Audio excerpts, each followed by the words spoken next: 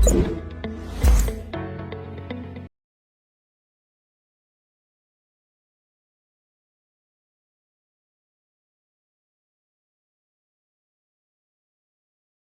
बिस्मिल्लाहिर्रहमानिर्रहीम, अस्सलाम वालेकुम। This is M Sajid Kapadia, faculty for CA कैफिड and principal KS Institute of Business Studies. तो मुझे नहीं जानते हैं, a very quick introduction of mind. I am a chartered accountant and member of ACC. I have been teaching audit for the past 24 years now, माशाल्लाह। Articleship जी मेरी EY की है, और ईवाई की आर्टिकलशिप में 2 बार मुझे बाहर जाने का मौका मिला। I work for E and Y Abu Dhabi office and I work for E and Y Toronto office in Canada. Teaching career मेरा स्टार्ट हुआ जी 2002-2003 से, और मैं दोनों के और एसी से दोनों के ऑडिट को काफ़ी अरसे से पढ़ा रहा हूँ। ए का पर्चा F8 है और एसी में ये F8 है। F8 से पहले ये कैफ 9 था, और उससे पहले ये मॉड्यूल डी का ऑडिट था। अल्हम्दुलिल्लाह कोई 30,000 बच्चे मैं पढ़ा चुका हूँ, और तकरीबन ऑडिट के मेरे 300 बैच हो चुके हैं। ठीक है, तो with all this loads of experience that I have, आज हम ये सेशन कंडक्ट करने जा रहे हैं बहुत सारे बच्चों का। अभी जो March 25 तो कैफ का रिजल्ट आया है, उसमें माशाल्लाह बहुत सारे बच्चे पास हुए हैं, और कुछ बच्चे अनफॉर्चुनेटली पेपर पास नहीं कर सके। सवाल ये कि जब सब मेहनत करते हैं तो ये पेपर पास क्यों नहीं होता है। तो मैं 3-4 सवाल छोड़ता हूं, और फिर हम अपने तमाम उन बच्चों से जिनका पेपर पास हुआ है, हम उनसे करेंगे क्रॉस क्वेश्चनिंग, और ये सेशन इंशाल्लाह बहुत ही इंटरेक्टिव होगा। और एंड के आखिरी के 10 मिनटों में मैं फ्लोर ओपन करूंगा, और जिन बच्चों का रीअपेयर अटेम्प्ट है, कि जिनका फर्स्ट अटेम्प्ट है, वो सवाल मुझसे भी कर सकते हैं, और वो सवाल उन बच्चों से भी कर सकते हैं जो मेरे स्टूडेंट्स हैं और जिन्होंने अभी कैफ 8 का पेपर ये March 25 अटेम्प्ट में पास किया है। सबसे पहली चीज जो बच्चे फेल होते हैं उसकी वजह ये होती है कि लोग सिलेबस पूरा नहीं करते हैं। कोविड से पहले मैं ऑडिट की फिजिकल क्लासेस लिया करता था, मेरी क्लास में 150-200 बच्चे हुआ करते थे। लेकिन पोस्ट कोविड ट्रेंड चेंज हो गया। आप सबको पता है कि ये बच्चे फिजिकल पढ़ना नहीं चाहते हैं। मजे की बात है कि जो ऑडिट का सिलेबस है, जो एज पर आईकैब है, वो 120-130 घंटे का है, जिसमें 5 पेपर शामिल नहीं है। अगर मैं इसमें 5 पेपर शामिल कर लूं तो ये सिलेबस तकरीबन बन जाएगा 140-150 आवर्स का। अब इसको फिजिकल मैं तो पढ़ा लूंगा, लेकिन जो अब हमारे बच्चों का टेम्परमेंट है, जो अटेंशन स्पैम है, उसमें अब बच्चे ये पेपर शायद फिजिकल पढ़ना नहीं चाहते। तो हम सबके पास बड़ी आसानी है कि हम आसानी के साथ जो है इस पर्चे को हम जो है रिकॉर्डेड लेक्चर्स के जरिए कवर कर सकते हैं। ठीक है जी। तो सबसे पहला जो रीजन ऑफ फेलियर है वो ये है कि जी सिलेबस कंप्लीट नहीं होता है, सिलेबस कवरेज सही नहीं होती है, लोग प्रैक्टिस करके नहीं जाते हैं। जो बच्चे रिकॉर्डेड लेक्चर्स लेते हैं उनके लिए सेल्फ डिसिप्लिन बड़ा इंपॉर्टेंट है। अगर पेपर से 15-20 दिन पहले अगर आपके लेक्चर्स कंप्लीट नहीं है, तो फिर मुझे बताएं कि आप प्रैक्टिस कब करेंगे। कम से कम 50-60 सवाल आपने लिख के करने। ऑडिट का paper as the attempts are going by, ये ऑडिट का जो पेपर है ये प्रैक्टिकल से प्रैक्टिकल होता चला जा रहा है, थोड़ा मुश्किल हो रहा है, लिहाजा ये वहां एग्जाम में अटेम्प्ट नहीं होता है। दूसरी बात, बच्चे पेपर से 2 दिन पहले 3 दिन पहले जो है वो स्पीड टेस्ट करके जो है वो एलएमएस पे लेक्चर्स कवर कर रहे होते हैं, क्योंकि शुरू का 1.5 महीना 2 महीना वो पढ़ते ही नहीं है, व्हाट्सएप ग्रुप पे जवाब देते ही नहीं है, और हम पूछ पूछ के थक जाते हैं, भाई जवाब दे दें, भाई जवाब दे दें, भाई आपने फला टॉपिक कंप्लीट कर लिया, भाई आपने फला टेस्ट कंप्लीट कर लिया, बट पीपल डोंट रिस्पॉन्ड। तो अगर आप रिकॉर्डेड लेक्चर पे जाएंगे तो आपका सेल्फ डिसिप्लिन बड़ा इंपॉर्टेंट है। यहीं से बात का आगाज करते हैं। मेरे साथ इस वक्त मौजूद हैं मेरे चारों स्टूडेंट्स जिनको मैंने इनवाइट किया था। ताहा शकील मेरे साथ हैं, इज़मा मंसूर मेरे साथ हैं, मुर्तजा रिजवी, और मेरे साथ हैं जनाब तला कतरी।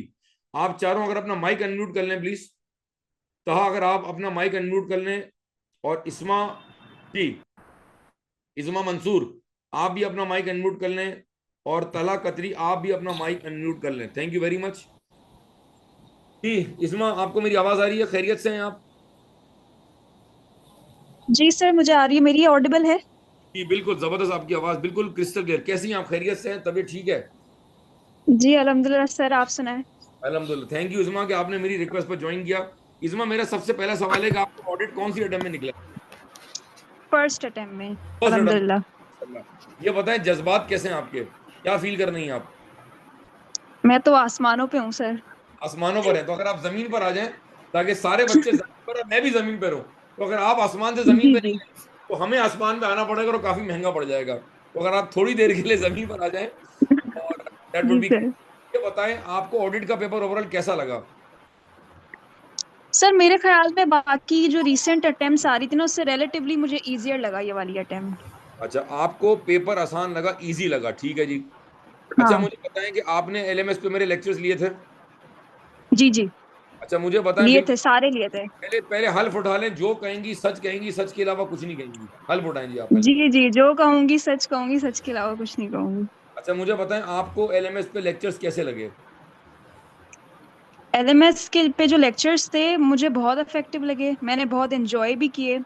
और ठीक ये है। नहीं था कि मैं 2x की स्पीड पे या 1.75 की स्पीड पे देख रही थी, मैंने नॉर्मल 1x या मैक्स 1.25, बस इससे ज्यादा नहीं। ठीक क्योंकि है। फिर कॉन्सेप्ट ग्रैस्प करने में बड़ी मसला होता है।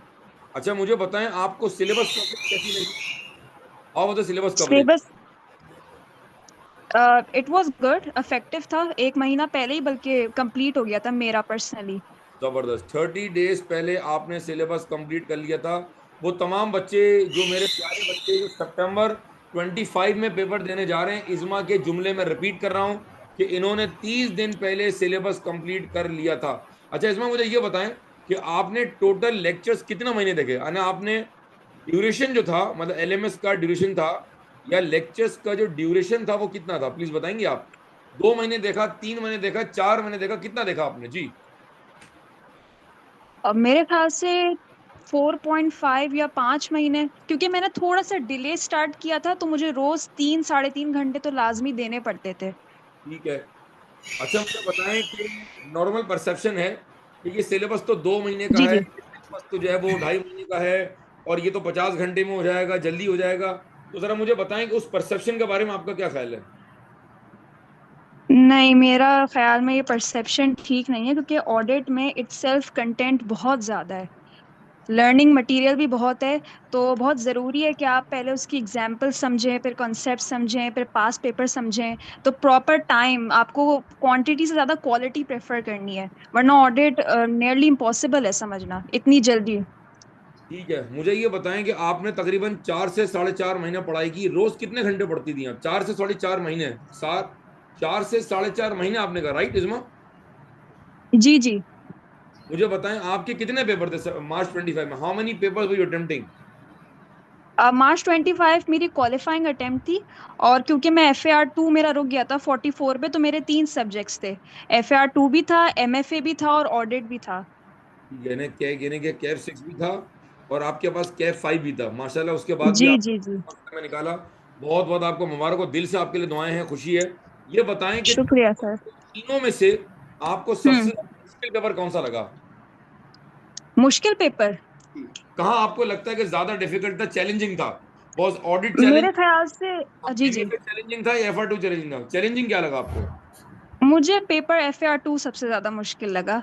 ठीक है, मोस्ट डिफिकल्ट एमडी लिख दिया मैंने, मोस्ट डिफिकल्ट। फिर उसके बाद उसके बाद मुझे कैफ 8 लगा और फिर कैफ 6 था। ठीक है, सेकंड नंबर पे ऑडिट आ गया और थर्ड नंबर पे आपका एमएफए आ गया। जी, MFA था। जी जी। आपने मुझसे ऑडिट, मेरा मेरा बड़ा मासूमाना सवाल है, मैं एक मासूम आदमी हूँ। मुझे बताएं जी आपने जी। ऑडिट मुझसे क्यों पढ़ा। मैं तो फिजिकल बैच नहीं कराता। मार्केट में बड़ा आजकल र्यूमर्स है जी, मैं फिजिकल नहीं पढ़ाता फलाना। जबकि अल्हम्दुलिल्लाह मैंने जिंदगी के 22-23 साल जो है, उसमें से मैंने कोई 18-20 साल मैंने फिजिकल पढ़ा है। पोस्ट कोविड मैंने चीजें जो है चेंज की हैं, और अब मैं रिकॉर्डिंग पे होता हूँ, और मैं हफ्ते में वेबिनार भी लेता हूँ, मैं क्वेरी सेशन भी लेता हूँ, और मैं एंड में अवेलेबल हम्म। भी हूँ। हम्म। मुझे बताएं आपने सर साजिद कपाड़िया का इंतखाब क्यों किया, और जब आप ये डिसीजन लेने जा रही थी तो आपको क्या फीडबैक मिला, प्लीज सच बताइएगा जी। जी जी। सर एक्चुअली मेरे साथ के कोई दोस्त थे, वो आपसे पढ़ चुके थे, तो उन्होंने ही मुझे रेकमेंड किया था कि आप इन्हीं से ही पढ़ लिएगा, ऑडिट सर साजिद से। And to be honest, it was the best experience. और वैसे भी कराची में सभी लोग ऑलमोस्ट ऑनलाइन ही ले रहे हैं, ग्रुप भी। तो आपसे लेने का जो डिसीजन था वो वाकई बहुत अच्छा था, और क्योंकि मैंने किसी के रिकमेंडेशन पे लिया था, तो इट वाज इफेक्टिव। क्योंकि अलहम उनका भी पास हो चुका था फर्स्ट अटेम्प्ट में, तो फिर मैंने भी लिया था एंड मेरा भी पास हो गया अल्हम्दुलिल्लाह। अल्हम्दुलिल्लाह। अच्छा, जब आपने ऑडिट पढ़ना शुरू किया तो आपको शुरू के 8-10 जी लेक्चर जी। में क्या लगा। जब शुरू के जब बेसिक कॉन्सेप्ट अगर आपको याद है, शुरू के 8 लेक्चर मेरे बेसिक कॉन्सेप्ट के हैं। जब आपने ऑडिट शुरू किया, जब मैं बता रहा था कि हम्म। अश्योरेंस क्या होता है, रीजनेबल लेवल ऑफ अश्योरेंस क्या होता है, प्रोफेशनल जी जजमेंट, जी। प्रोफेशनल स्केप्टिज्म, इनहेरेंट लिमिटेशन, आपको ऑडिट जी कैसा लगा, जी। जी। क्या फीलिंग आ रही थी। मुझे तो टू बी ऑनेस्ट यही लग रहा था कि मुश्किल भले हो लेकिन सर सिंपलीफाई करके पढ़ाई देंगे। और इनफैक्ट शुरू में मुझे काफी इंटरेस्टिंग लगा, ठीक है, फिर वो इंटरेस्टिंग ही होता चला गया ऑडिट। ठीक है, ठीक है। अच्छा मुझे बताएं, कौन जी सा जी। सबसे टॉपिक आपको डिफिकल्ट लगा? कौन सा टॉपिक सबसे ज्यादा डिफिकल्ट? मेरे ख्याल से ऑलमोस्ट सारे ही एक जैसे थे। स्टिल अगर मैं पर आपसे मेरे कहूँ ख्याल से टॉपिक। सब्सटैंटिव प्रोसीजर्स में लर्निंग बहुत थी, सब्सटैंटिव प्रोसीजर्स कह लें। एथिक्स भी इजी था लेकिन उसमें लर्निंग बहुत थी। ठीक है, सब्सटैंटिव जी। प्रोसीजर लग रहा आपको कि थोड़ा हैवी था, और आपको लगा। हाँ थोड़ा सा हैवी था क्योंकि अच्छा उसमें आपको, बहुत चीजों के सब्सटैंटिव प्रोसीजर्स थे। ठीक है, मुझे बताएं सबसे इंटरेस्टिंग टॉपिक आपको क्या लगा, जो आपने कहा यार बहुत ही मजा आ गया, वाओ क्या बात है, मजा आ गया पढ़ने का। वो वाओ टॉपिक कौन सा था, वाओ? अच्छा, मेरे ख्याल में, मेरी नज़र में टेस्ट ऑफ कंट्रोल्स और सब्सटैंटिव प्रोसीजर्स इत्तेफाकन बहुत इंटरेस्टिंग था, क्योंकि इन क्लासेस में मजाक मस्ती भी बहुत हुई थी। तो मैंने उसको बहुत एंजॉय किया, ऑल्दो बहुत डिटेल्ड लेक्चर्स थे लेकिन I enjoyed them really much. मुझे बताएं वो जो डिटेल्ड लेक्चर्स थे, Izma, was it worth it now that you yes it was. It? Be मुझे ऑनेस्ट। समझ आ, yes sir I am really being honest, क्योंकि ऑडिट में कंटेंट इतना ज्यादा है कि वो आप जल्दी जल्दी पढ़ा ही नहीं सकते हैं। और जी, आपने जितनी माशाल्लाह से क्लैरिटी से पढ़ाया, हर टॉपिक के बाद पास पेपर आप खोल लेते थे कि ये वाला साल निकालो और फिर वो करना, तो वो बहुत इफेक्टिव था, उससे कॉन्सेप्ट बहुत क्लियर हुए। जी, आपको स्क्रीन दिख रही है क्या? तमाम बच्चों को मेरी स्क्रीन दिख रही है शेयरिंग की? जी सर। ये आप मुझे बताएं कि इज़मा ये क्या लिखा हुआ है, जो सर्कल करो, ये क्या लिखा, ये आई कैप क्या कह रहा है, कितने घंटे का सिलेबस है ये? 110 से 130 घंटे। तो मुझे बताएं क्या इससे कम पे कॉम्प्रोमाइज हो सकता है? नहीं, no, not at all. Pass paper शामिल नहीं है। तो अगर मैं इसमें 15-20 घंटे पास पेपर के ऐड कर दूं, तो मेरे ख्याल में ये बन जाएगा कोई 140+ आवर्स। और मेरे ख्याल में एग्जैक्टली। 100+ आवर्स के तो हैं। तो आपको लगता है कि मैंने जस्टिफाई किया उसको? Yes sir, 100%। ठीक है, जजाकल्ला। अच्छा मुझे बताएं कि आपकी तैयारी आपने बताया कितने दिन पहले हो गई थी? सर 25 to 30 डेज पेपर्स शुरू होने से पहले लेक्चर्स मेरे कंप्लीट हो गए थे। ठीक है, ठीक है। किसी हम्म। ऐसे पॉइंट पे जहां आपको लगा बस बहुत हो गया, अब मुझसे नहीं हो रहा, और ऑडिट नहीं निकलेगा, और बस मेरा नर्वस ब्रेकडाउन हो रहा है, बस बहुत हो गया, और जहां मुझे आपने दो मोटी मोटी सुनाई कि पता नहीं कितना पढ़ा रहे, खत्म ही नहीं हो रहा, वो कोई पॉइंट आया दरमियान में? नहीं, दरमियान में तो नहीं, आखिरी वक्त में मैं बहुत नर्वस हो गई थी, क्योंकि जाहिर है मैं रिवीजन कर रही थी तो बहुत सी चीजें भूल भी रही थी। लेकिन ठीक, फिर आपने बेंचमार्क क्वेश्चन सेंड किए थे, तो जब ठीक, वो मैंने किए पेपर से 2-3 दिन पहले, तो उससे मुझे बहुत कॉन्फिडेंस आया था, वो सब चीजें रिवाइज भी हो गई थी। ठीक है, ठीक है, ठीक है। अच्छा, जी sir. One topic that you found most easy to cover, मतलब आपने कहा बहुत ही आसान है ये, वो टॉपिक क्या लगा easy topic? I think going concern, subsequent events, ये मुझे इजी लगे। Going concern and subsequent event बोले तो आइजा सब्सिक्वेंट इवेंट्स। 560। अच्छा मुझे बताएं, आपको सिलेबस की लिंकिंग, आइजास की लिंकिंग कैसी लगी मेरी? How was the linking? बहुत अच्छी। It was amazing sir. अल्हम्दुलिल्लाह, अल्हम्दुलिल्लाह, ठीक है जी। अच्छा जी, अल्हम्दुलिल्लाह। हमारे पास ग्रुप पर, इसमें लाइन पर रहिएगा, हमारे पास यहाँ पर मौजूद हैं, मैं चैट बॉक्स देख रहा हूँ कि जिनकी फर्स्ट अटेम्प्ट है, तो hmm. If I want to ask, हमारे पास हैं जनाब, एक मिनट रुकिएगा। रोहन, रोहन, रोहन माइक अपना अनम्यूट कर सकते हैं? रोहन दौलतानी, रोहन मेरे बच्चे, रोहन। जी जी जी, यस सर। जी रोहन, आप कोई सवाल करना चाहेंगे इस्मा से? आपका ऑडिट का पेपर कितने मार्क्स पर होगा बेटा? सर 28। 28? जी सर। ठीक है, आप मुझे बताएं, इस्मा ने माशाल्लाह फर्स्ट अटेम्प्ट में पास किया है। मैं खामोश हूं, ज़ाहिर है मेरे बच्चे माशाल्लाह आपसे बात करेंगे, मैं तो अवेलेबल हूं। मैं आपको पूरी पूरी जो तमाम लोग मेरी आवाज़ सुन रहे हैं, मैं कैंपस पे 6 दिन अवेलेबल होता हूं, I am always available for any kind of question, any kind of query, any kind of counselling. और अगर मैं रिकॉर्डेड लेक्चर्स भी पढ़ा रहा हूं, तो आप मुझसे टाइम लेकर किसी भी वक्त कैंपस में आके मुलाकात करके अपना सवाल चेक करवा सकते हैं। रोहन, आप कोई सवाल करना चाहेंगे इस्मा से, जिनका फर्स्ट अटेम्प्ट में निकला है? मैं चाहूंगा कि आप इसको अवेल करें और कोई दो सवाल उनसे कर लें प्लीज जी। क्या सवाल होगा वो? जी जी, सबसे पहले तो मेरा ये सवाल होगा कि ड्राफ्टिंग कितनी ज़्यादा मायने रखती है ऑडिट में। मतलब जैसे प्रैक्टिस कितनी करनी चाहिए क्वेश्चंस में? बहुत अच्छा सवाल किया, वेरी गुड। जी इस्मा। ड्राफ्टिंग तो बहुत ही ज़्यादा इम्पोर्टेंट है। आई फील लाइक जो सर ने चीते पॉइंट्स और एग्जाम हिंट्स लिखवाई थी ना, तो उसमें सर ने क्लियरली बता दिया था कि क्वेश्चन को कैसे अप्रोच करना है, कितने मार्क्स के हिसाब से जो है वो आपने ड्राफ्ट करना है आंसर। मिसाल के तौर पे अगर ऑडिट रिस्क है और ऑडिट रिस्पॉन्स पूछा है, तो सर ने बताया था कि आपको कॉलम फॉर्मेट में लिखना है, 1 मार्क उसका है, 1 मार्क इसका है। तो सर के चीते पॉइंट्स आई फील लाइक बहुत इनफ हैं। और अगर आपका चैप्टर हो गया है, तो आप 1-2 पास पेपर्स की अगर आप लिख के भी प्रैक्टिस कर लेंगे ना, तो दैट इज रियली इफेक्टिव। बाकी आप भले पॉइंट्स में सॉल्व कर लें या माइंड में सॉल्व कर लें, लेकिन 1-2 पास पेपर्स की लाजमी उसी वक्त चैप्टर कंप्लीशन पे आप लिख के प्रैक्टिस करें, जिस हिसाब से सर ने बताया। Okay okay, thank you so much. जी रोहन, कोई और सवाल करना चाहेंगे आप? No, no issues. जी जी, एक दूसरा सवाल, मतलब इतनी सारी जैसे चीजें हैं, तो कैसे मतलब वो मेमोराइज कैसे रखें, मतलब सारी की सारी चीजें याद रखना। जी जी, आई अंडरस्टैंड बहुत कंटेंट होता है याद करने को। इसका इफेक्टिव वे यही है कि जब आप अ, इसको ना आप डिले मत करें प्लीज। इसको सब एंड वक्त में ना रखें कि मैं एंड वक्त में याद रख लूंगा, लेक्चर्स तो मेरे ऑलरेडी कवर हो चुके हैं। ये इस तरह नहीं होता। आपकी जैसी चैप्टर कंप्लीट हो चुके हैं, आप उसको रिवाइज करते रहें। और क्योंकि ऑनलाइन लेक्चर्स ले रहे हैं आप, तो अब प्लान, रिविजन प्लान, ये सब आपको खुद ही बनाना होगा। डिसिप्लिन भी आपको खुद ही मेंटेन रखना होगा। तो वीक बाय वीक अपना रिविजन प्लान करें। और हाई मेक श्योर करें कि आप पेंसिल से हाईलाइट कर लें या हाइलाइटर से हाईलाइट कर लें। तो उससे बहुत आसानी होती है कि आप की पॉइंट्स हाईलाइट कर लें कि इस हेडिंग की ये मैं की पॉइंट कीवर्ड याद कर लेता हूँ, तो उससे फिर आपको पूरी डेफिनेशन याद आ जाती है इस तरीके से। Okay okay okay, thank you so much ठीक है, सर। ठीक है, थैंक यू नो इस्मा। प्रॉब्लम। इस्मा लाइन पर रहेगा, जजाकल्ला, आपने बहुत अच्छा गाइड किया। मैं दोबारा आपसे सवाल करूंगा। जी ताहा शकील। ताहा ओके माय सर। फ्रेंड। अस्सलाम वालेकुम sir, am I audible to you? भाईजान कैसे हैं, खैरियत से हैं? बिल्कुल सर, अल्लाह का शुक्र है। आवाज में जान सी आ रही है, मतलब ऑडिट पास हो गया, लग रहा है आप भी इस्मा की तरह आसमान पे चले गए भाई। सर बस 8:45 28 तारीख को ज़िंदगी का सबसे खुशनुमा दिन था। जबरदस्त, क्या बात है, क्या बड़ा अच्छा आपने अटेम्प्ट किया है। अच्छा मुझे बताएं मेरी जान ताहा, कौन सी अटेम्प्ट में ऑडिट जी निकला है तुम्हारा? अटेम्प्ट कौन सी सर, थी? ये निकला है, तीसरी अटेम्प्ट में ऑडिट निकला है। मैं लास्ट 2 अटेम्प्ट से जो है इसमें फंसा हुआ था, और ये थर्ड अटेम्प्ट थी। देखें भाई, तमाम लोग जो ये इस वक्त लाइव देख रहे हैं और जो उसकी रिकॉर्डिंग देखेंगे, ताहा शकील लाइन पर मौजूद हैं जिन्होंने ऑडिट में गिव अप नहीं किया, नेगेटिव नहीं हुए, मेहनत की, तीसरी अटेम्प्ट में पेपर निकाला, और आज सुरखुरू होके मेरे सेशन में मेरे साथ मौजूद हैं।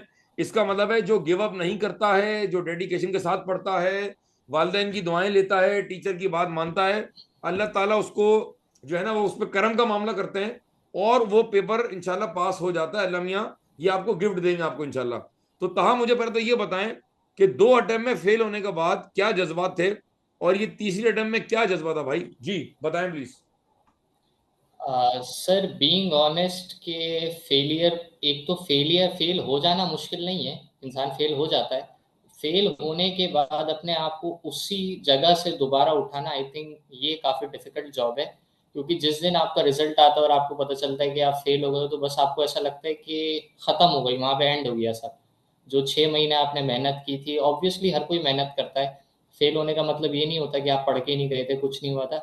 मीन्स ये होता है कि आप उस 3 घंटे में कहीं लैग कर गए थे, जिसकी वजह से आप ओवर द लाइन नहीं जा सके।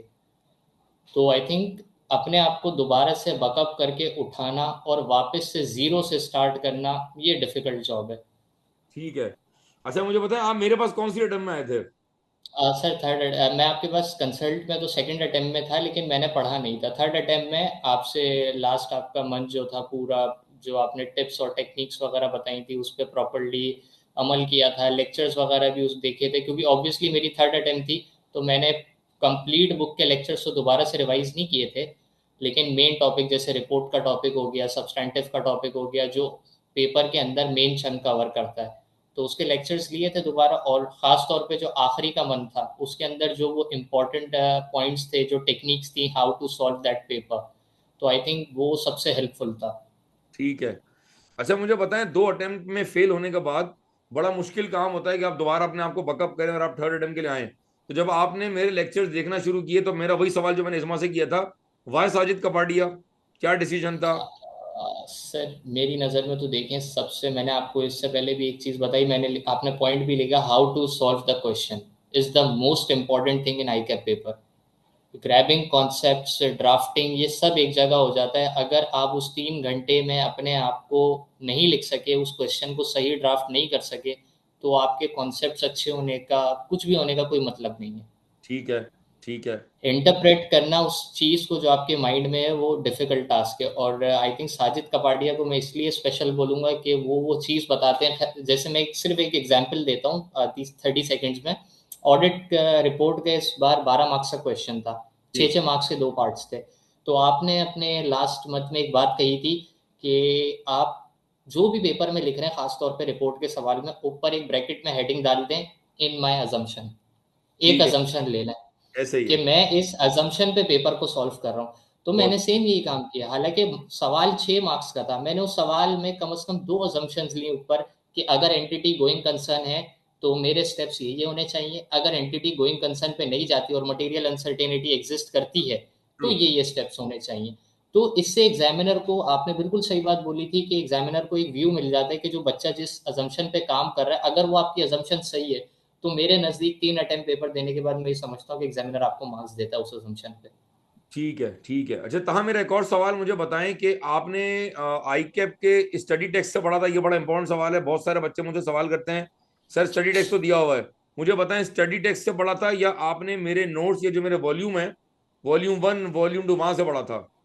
सर मैंने पूरे कैफ में स्टडी टेक्स्ट को हाथ भी नहीं लगाया, बीइंग ऑनेस्ट। ठीक है, आपने स्टडी टेक्स्ट से नहीं मैंने पढ़ा? नहीं किया, ठीक है, ऑडिट में बिल्कुल भी आपने नहीं। कवर किया, मेरे वॉल्यूम से पढ़ा था जी आपने? सर।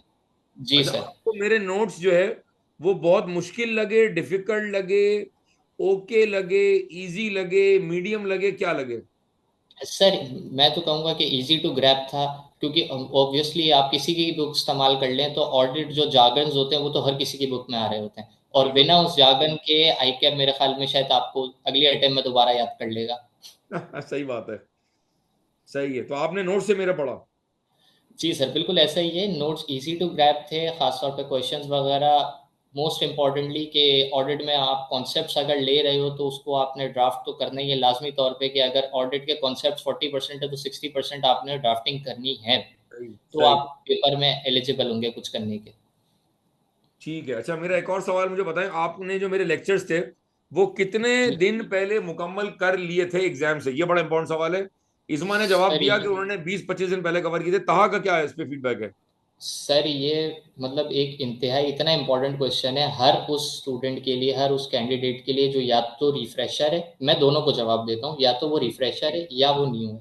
अगर ठीक। तो वो न्यू है तो उसको तो from the very first day पढ़ना है, और from the very first day पढ़ने पर उसको ये मेक श्योर करना है कि अगर सितंबर 9 को उसका पेपर है तो जुलाई 20 तक वो अपने लेक्चर्स को सम अप करके ख़त्म कर दे, क्योंकि ऑडिट के पेपर में उसको एटलीस्ट 27 से 28 टॉपिक सर हमारे पास आते हैं, ऐसे ही है सर। ठीक है, सही है। तकरीबन अगर मैं सारे आइजा को मिलाऊं, 4 ग्रेड्स में 27-28 टॉपिक्स आते हैं। तो ये ठीक है। 27-28 टॉपिक में 6 टॉपिक्स ऐसे हैं जो करीबन आप अगर प्रैक्टिस पे जाएं तो आपके 2-2 3-3 दिन ले जाते हैं। सही 22 है। टॉपिक मैं ऐसे कहूंगा कि वो एक एक दिन के। तो अगर आप 40 डेज पहले अपना कोर्स खत्म करते हैं बीइंग अ न्यू स्टूडेंट, तो आपको एटलीस्ट 40 डेज लग जाने, 40 to 45 डेज लग जाने अपना टोटल चीज़ों को रिवाइज करने के लिए। ठीक है। इतना लगता है। अगर एक बच्चा अब रिफ्रेशर है जिसने अभी स्टार्ट किया होगा ऑडिट, ऑब्वियसली अगर वो किसी वजह से लैग कर गया होगा या पेपर क्लियर नहीं होगा, तो उसको मैं सजेस्ट करूंगा कि बस वो 31 जुलाई या 5 अगस्त 25 से 35 दिन पहले तक अपने ऑडिट के सिलेबस को खत्म कर ले लाजमी तौर पे, क्योंकि ठीक, मैं ऑडिट का रिपीट पेपर कर दूं, आखिरी होता है। हजरात मैं रिपीट कर दूं, तहा के जज्बात में रिपीट कर दूं, वो तमाम लोग जो फर्स्ट अटेम्प्ट देने जा रहे हैं या रीअपेयर होने जा रहे हैं, अगर आप सितंबर 25 अटेम्प्ट में को टारगेट करने जा रहे हैं कि सितंबर 25 में मैंने पेपर निकालना है, तो आपको कम से कम 30 दिन पहले या 25 दिन पहले आपको एलएमएस के तमाम लेक्चर कंप्लीट कर लेने हैं। तहा ये प्रैक्टिकली पॉसिबल है मेरी जान? सर बिल्कुल पॉसिबल है, क्यों पॉसिबल नहीं है। मैंने ठीक है। आपको अभी जैसे बताया 27-28 टॉपिक, जिसमें से 20-22 टॉपिक्स ऐसे हैं जो 2-2 दिन में कवर होने वाले टॉपिक्स हैं। बेशक सही। उनमें कॉन्सेप्ट ज्यादा होंगे, लेकिन वो ठीक है। आप शायद मेरी इस बात से अग्री करेंगे। ठीक है। और 6 टॉपिक्स ऐसे हैं जो तकरीबन 4 से 5-5 दिन ले जाते हैं, जैसे सब्सटैंटिव का टॉपिक हो गया, ठीक है। रिपोर्ट का टॉपिक हो गया। ठीक तो है। आसानी के साथ अगर एक बच्चा एक नॉर्मल मेरी जैसी जहानत वाला बच्चा, क्योंकि अगर मैं ऑडिट कर सकता हूँ तो कोई भी कर सकता है। तो ठीक है, अगर ठीक वो रोज के 2 लेक्चर्स या 2.5 लेक्चर ले रहा है तो वो आसानी अपने लेक्चर्स को इस टाइम ड्यूरेशन में खत्म कर सकता है। ठीक है, consistency is the most important thing. ठीक है, बहुत आला बात करी। तहा से मुझे बताएं कि डेली आप कितने घंटे ऑडिट के लेक्चर्स ले रहे थे? सर, मैं अगर अपने ऑडिट का टोटल सम अप करूं जो मैंने लास्ट अटेम्प्ट में किया सर, 2.5 से 3 घंटे, लेकिन ये लेक्चर्स के टाइम के साथ। इसी ठीक, में मैं प्रैक्टिस भी करता था, रोज का 2.5 घंटा मैं ऑडिट को दे रहा था। 3 लिखना शायद मुनासिब नहीं होगा, 3 वीकेंड्स पे दे देता था, लेकिन 2.5 घंटे क्योंकि मेरी फर्म भी चल रही थी साथ में, तो मुश्किल हो जाता था थोड़ा सा, तो 2.5 आवर्स में डेली दे रहा था। ठीक है। तहा मेरा अगला मासूमाना सवाल, व्हाट वाज द ठीक है मोस्ट चैलेंजिंग टॉपिक जो आपने कहा कि यार बस यार माफ कर दो दादा, बस कर दो यार, कंटेंट खत्म नहीं हो रहा, जान लोगे क्या बच्चे की? सर वो टॉपिक सर। बता। सर मुझे जो है ऑब्वियसली, मैं अगर चाहूँ कि एक टॉपिक ऑडिट से हट जाए तो वो कंट्रोल्स का टॉपिक होगा। टेस्ट ऑफ कंट्रोल का, इसमें सुन नहीं आप क्या कह रहे टेस्ट हैं? ऑफ टेस्ट ऑफ कंट्रोल्स और आईटी कंट्रोल्स। आईटी फिर भी थोड़ा सा, अगर एक रट्टे की हैसियत से कहूँ, पर अब वो रट्टा पूछता नहीं है आई कैप, वो कंट्रोल्स दे देता है, वो आपको बोलता है कि इस पे कंट्रोल्स लिखें, तो रट्टा अब तो सिरे से खत्म हो गया कंट्रोल्स में। तो टेस्ट ऑफ कंट्रोल्स और आईटी कंट्रोल्स, मैं इस सब्जेक्ट को ऑडिट से ही हटा दूँ। अल्लाह माफ करे, अल्लाह माफ करे। ठीक है भाई, खतरनाक बात कर दी। अच्छा, कौन सा टॉपिक आपको बहुत मजा है, आपने कहा बार बार ये देखता रहूं मैं, यानी मोस्ट सर इंटरेस्टिंग रिपोर्ट, है? Audit report, one audit. Of the most favourite topic. अच्छा अच्छा, ये आपका मोस्ट इंटरेस्टिंग टॉपिक क्यों है ऑडिट रिपोर्ट? सर इसमें असल में देखिए, मेन चीज तो ऑडिट रिपोर्ट ही है ना। इन दी एंड जो हम जितना भी कुछ कर रहे हैं सम अब वो इन दी एंड आके ऑडिट रिपोर्ट पे ही खत्म होता है। ऐसा ही, तो ऐसा ये ही। इतनी इंटरेस्टिंग चीज है, इतनी इंटरेस्टिंग चीज है कि अब कुछ आ रही है 2-3 चीजें, यहाँ पे ओपिनियन ये होना चाहिए, ऑडिटर ने ओपिनियन ऐसे देना है, नहीं ये ओपिनियन नहीं होगा तो यहाँ ये लिमिटेशन लग जाएगी। तो मेरे नजदीक ये बड़ी जबरदस्त चीज है, और इसके साथ साथ अगर एक टॉपिक जोड़ूं तो वो रिस्क का टॉपिक होगा, रिस्क का टॉपिक है, ठीक है। अच्छा क्योंकि मुझे एक प्रोफेशनल स्केप्टिसिज्म बढ़ जाता है यहाँ पे। एक ऑडिटर वाली जहानत जो है ना, वो यहाँ पे इस्तेमाल हो रही होती है मेरे नजदीक। ठीक है, ठीक है। तो हाँ, मेरा एक और सवाल आपसे, मुझे बताएं कि आपको ओवरऑल, बिल्कुल आप जो कुछ कहेंगे सच कहेंगे, आपको जिस तरह मैंने आइजास की लिंकिंग की है पूरे सिलेबस में, आपको लिंकिंग कैसी लगी? Sir, one of the best things, और लिंकिंग तो मैं जितने भी लोग अभी हमें लाइव ज्वाइन करे हुए हैं उनसे मैं दरख्वास्त करूंगा कि audit is not about to just taking lectures और कॉन्सेप्ट्स, और लिंकिंग बहुत ज़रूरी है। मैं 2 अटेम्प्ट में अपनी गलतियां बता रहा हूँ। मैं जब घर आता था पेपर बहुत अच्छा होता था, जब घर आके पेपर पढ़ता था, लगना वहाँ पे आइसा 505 रिलेटेड पार्टी हो रहा होता था, मैं लगा के सब्सटेंटिव प्रोसीजर ट्रेड रिसीवल आ जाता था। तो मतलब मैं आपको बता रहा हूँ, लिंकिंग इतनी ज़रूरी है, इतनी ज़रूरी है। अगर आपने कॉन्सेप्ट्स को लिंक करके नहीं पढ़ा, एक आइज़ा को दूसरे आइज़ा से लिंक करके नहीं पढ़ा, आप पेपर में गलतियां कर देंगे। ठीक है। अच्छा बताएं, आपको ओवरऑल ड्राफ्टिंग कैसी लगी? जिस तरह मैंने पास पेपर्स की ड्राफ्टिंग कराई है, उस पर आपका क्या फीडबैक है? सर सर बेस्ट खासतौर पे वो जो लास्ट मंथ में जो आप एक एक सवाल हर आइजा का ड्राफ्ट कर करके अपने हाथों से, अच्छा मैं सबको ये बता दूं कि सर जो है जितने भी सवाल भेज रहे थे वो कोई कंप्यूटर ड्राफ्टेड नहीं थे, सर के हाथ की राइटिंग के लिखे हुए ड्राफ्टेड सवाल थे। खासतौर पे जो आपके ऑडिट रिपोर्ट्स वगैरह के जो एक एक क्वेश्चन आप भेज रहे थे, रिस्क का भेज रहे थे, बिजनेस रिस्क, ऑडिट रिस्क का, स्टोर लिमिटेड भी आपने एक बीच में भेजा था, वो मुझे क्वेश्चन अभी तक याद भी है। तो वो जबरदस्त। ठीक है। अच्छा मुझे बताएं, पेपर जब मैं आप जब जा रहे थे, when you were going for the exam, आपके दिल में क्या गट फीलिंग थी? दिल की क्या पोजीशन थी? नर्वस थे? क्या था, जरा जज्बात बताएं अपने। How was the feeling? नहीं सर, नर्वस मैं नहीं था, क्योंकि मैंने ऑब्वियसली 100% जो है वो सिलेबस कवरेज की हुई थी, 100% अपनी तैयारी मुकम्मल की हुई थी। एक था थोड़ा सा कि यार पेपर, अच्छा सबसे पहली बात तो आप पेपर में अगर जाते हैं तो मैं सबसे मुखातिब हूँ, पेपर देख के अव्वल तो शुरू के 15 मिनट जो होते हैं ना, वो खौफनाक 15 मिनट होते हैं। सही उसमें बात। अक्सर बच्चे तो बस वहीं दम तोड़ देते हैं कि पेपर में ये मुश्किल सवाल आ गया, एक मुश्किल सवाल आ गया। आई कैप आपको 50 मार्क्स का लेवरेज देता है पेपर में। ठीक। Reading time is the most important time. अगर इस 15 मिनट में आपने अपने असाबों पे काबू पा लिया, आप बहुत 3 घंटे जो है वो करामत कर जाएंगे। कंट्रोल योर इमोशंस, ठीक है जी। अच्छा, जब पेपर एक आपने सवाल नहीं है। किया, जी सर, आप बोले। जब आपने पेपर पूरा अटेम्प्ट कर लिया, ठीक है, तो क्या जी आपको यकीन था कि ये पेपर आप पास करके उठे अल्हम्दुलिल्लाह, और आपका हो गया, बस अब आप दोबारा ऑडिट के लिए नहीं आएंगे? जज्बात क्या थे when you were sir, leaving the examination hall, क्या फीलिंग थी आपकी? सर बिल्कुल ऐसी ही फील थी कि इंशाल्लाह हो जाएगा, क्योंकि मेरे 2-3 टॉपिक्स अच्छे थे और काफ़ी अच्छे अच्छे थे वो टॉपिक्स, जैसे मैंने रिपोर्ट का आपको बताया, सब्सटैंटिव प्रोसीजर, उससे ऑलमोस्ट पेपर 35 to 40 मार्क्स का पेपर आ गया था। ठीक तो है, मुझे इतना तो श्योर था कि एग्जामिनर मुझे बेशक 60 नंबर दे ना दे, ये 40 मार्क्स तो जरूर देगा। तो मुझे बाकी रिमेनिंग पेपर में 60 में से 10 मार्क्स निकालने थे। तो ठीक है, इतना अल्हम्दुलिल्लाह कॉन्फिडेंट था इस अटेम्प्ट में कि ये 10 मार्क्स में निकाल लूंगा। ठीक है, ठीक है। लाइन पर रहिएगा, मैं जरा सवाल ले रहा हूँ। हंजला सलीम, हंजला ठीक भाई है। कैसे हैं, खैरियत से हंजला? तबीयत ठीक है बेटा आपकी? हंजला, हंजला सलीम, माइक ऑन करें अपना। ठीक है। अब्दुल्ला आबिद, अब्दुल्ला आबिद लाइन पर हैं आप? अब्दुल्ला आबिद, सर। कैसे हैं अब्दुल्ला, खैरियत से हैं? तबीयत ठीक है बेटा? शुक्र अल्लाह का। अब्दुल्ला क्या मार्क्स आए बेटा, क्या वो मुझे रिजल्ट बताएं अपना जरा। सर 43 मार्क्स आए हैं। अच्छा, इस वक्त ताहा शकील मौजूद हैं और आपकी आवाज जी सुन सर। रहे हैं। मुझे बताएं आप ताहा से क्या सवाल करना चाहेंगे। दो कोई सवाल आप रेलेवेंट सवाल करें, मैं जरा देखता हूं कि आप क्या सवाल करते हैं और ताहा क्या जवाब देते। जी, सवाल। सर पहला सवाल तो यही है कि मोटिवेटिंग फैक्टर क्या है कि आदमी जो है वो दोबारा स्टार्ट करे, कि 2 दफ़ा पेपर दिया और दोनों दफ़ा 40s में हो, तो फिर उसके बाद क्या है, ऐसा फैक्टर है, क्या ऐसी वो चीज़ है जिसको रख के मोटिवेशन बंदा रखे अपनी, के लेवल डाउन ना हो उसका। जी ताहा, जवाब दें इनको भाई। सर मैं इससे पहले इनको एक कोट सुना देता हूँ, जिस कोट ने मुझे थ्रू आउट कैफ जो है वो बड़ा मोटिवेटेड रखा, बड़ा इंस्पायरिंग रखा। मेरे वालिद साहब ये उर्दू में बोलते थे, तो मैं इसको एक इंग्लिश में इनको बोल के बता देता हूँ। तो जी पहले तो आप ये कोट अपने पास लिख लें कि ever tried ever failed, no matter, try again, fail again, fail better, the world is yours. तो इस बात से मेरे भाई कोई फर्क नहीं पड़ता आपकी 2 अटेम्प्ट में फेल हुए। मेरे सामने ऐसे वाकई आते हैं जिनके 6-6 अटेम्प्ट ऑडिट रुके, मेरे खुद 2 अटेम्प्ट ऑडिट रुके थे। तो यही सोच के पढ़ें कि आपने, देखें फेल होना मसला नहीं है, लेकिन अगर उस फेलियर से आप सीखो नहीं, मसला ये है। आपने पेपर में, आपका पेपर 7 नंबर से नहीं रुका, आपका पेपर 57 मार्क्स से रुका है। तो सही है। अगली अटेम्प्ट में ये सोच के पेपर दें कि आप 7 मार्क्स से नहीं छूटे थे, आप 57 मार्क्स से छूटे थे। तो मेरे नज़दीक आप चीज़ों को बेहतर करें। आई कैप के सजेस्टेड आंसर्स आए हुए होते हैं। अब तो इतनी सहूलत हो गई है, टीचर्स अवेलेबल हैं, टीचर असिस्टेंट अवेलेबल हैं, पूछें उनसे क्वेश्चंस, उनको अपनी ड्राफ्टिंग चेक करवाएं। इसमें लेजीनेस ना दिखाएं कि मैंने 2 अटेम्प्ट पढ़ लिया था। Try to start from zero.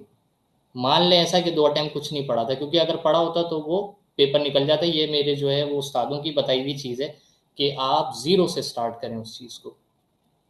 बहुत बहुत अच्छी बात की, मैं इसको जरा एंडोर्स कर दूं। तमाम बच्चे जो ये रिकॉर्डिंग देखेंगे, लाइव देख रहे हैं, जब भी आप कोई प्रोफेशनल एग्जाम फ्लंक करते हैं, फेल करते हैं, you always start from the scratch. And I would repeat, we always start from the scratch. चाहे 15 मार्क पे फेल हो या 49 पर फेल हो, याद रखे जिंदगी में, आज आप कैफ में हैं, कल इंशाल्लाह सी फैफ में होंगे। तो सर साजिद कपाडिया की बात आपके कानों में गूंजेगी कि सर ने क्या कहा था। जब आप फेल होते हैं तो आप अपनी तैयारी दोबारा स्क्रैच से शुरू करते हैं। फिर आप पिक एंड चूज नहीं करते कि आज मेरा ये मूड हो रहा है, आज मेरा ये मूड हो रहा है, इस तरह नहीं होता। और बहुत मरतबा बच्चों की बेसिक आउट होती है। तो whenever you flunk an exam in professional qualification, चाहे वो सीए हो या वो एचईसी हो, हम हमेशा स्क्रैच से स्टार्ट करते हैं। कहा कोई एक लाइन में अगर आप हमारे भाई अब्दुल्ला को मोटिवेट कर सकें, अगर आप। अब्दुल्ला देखें, अभी भी ऑडिट के पेपर में 4 महीने 10 दिन है। आज हम 1 मई पे खड़े हैं। ऑडिट का पेपर 9 या 10 तारीख को होगा। ट्राई कीजिए। आपका 43 मार्क्स पे फेल हुआ था। 40s में फेल होने वाला बच्चा वो होता है कि जिसकी सारी चीज़ें सही हैं, सिर्फ उसको थोड़ा सा मसला है, तो वो ड्राफ्टिंग का है। एक सवाल सही हो, आप ओवर द लाइन हो जाएंगे इंशाल्लाह। तो कोशिश करें, अपने पेपर से, अपनी गलतियों से सीखें। जो आपने लास्ट में पेपर दिया था, गलतियां पकड़ में आ जाती हैं। थोड़ा सा एनालिटिकल प्रोसीजर पढ़ा होगा ना आपने, थोड़ा एनालिटिकल स्किल्स अपनी इस्तेमाल करें इंशाल्लाह। तो मैं आपको गारंटी देता हूँ कि अगर मैं पास हो गया तो आप भी पास हो जाएंगे। बिल्कुल तहा, बहुत अच्छा लगा बेटा आपने जिस तरह मोटिवेट किया, और मुझे बड़ी खुशी है कि हमारा प्रोफेशन बड़े सेफ हाथों में है।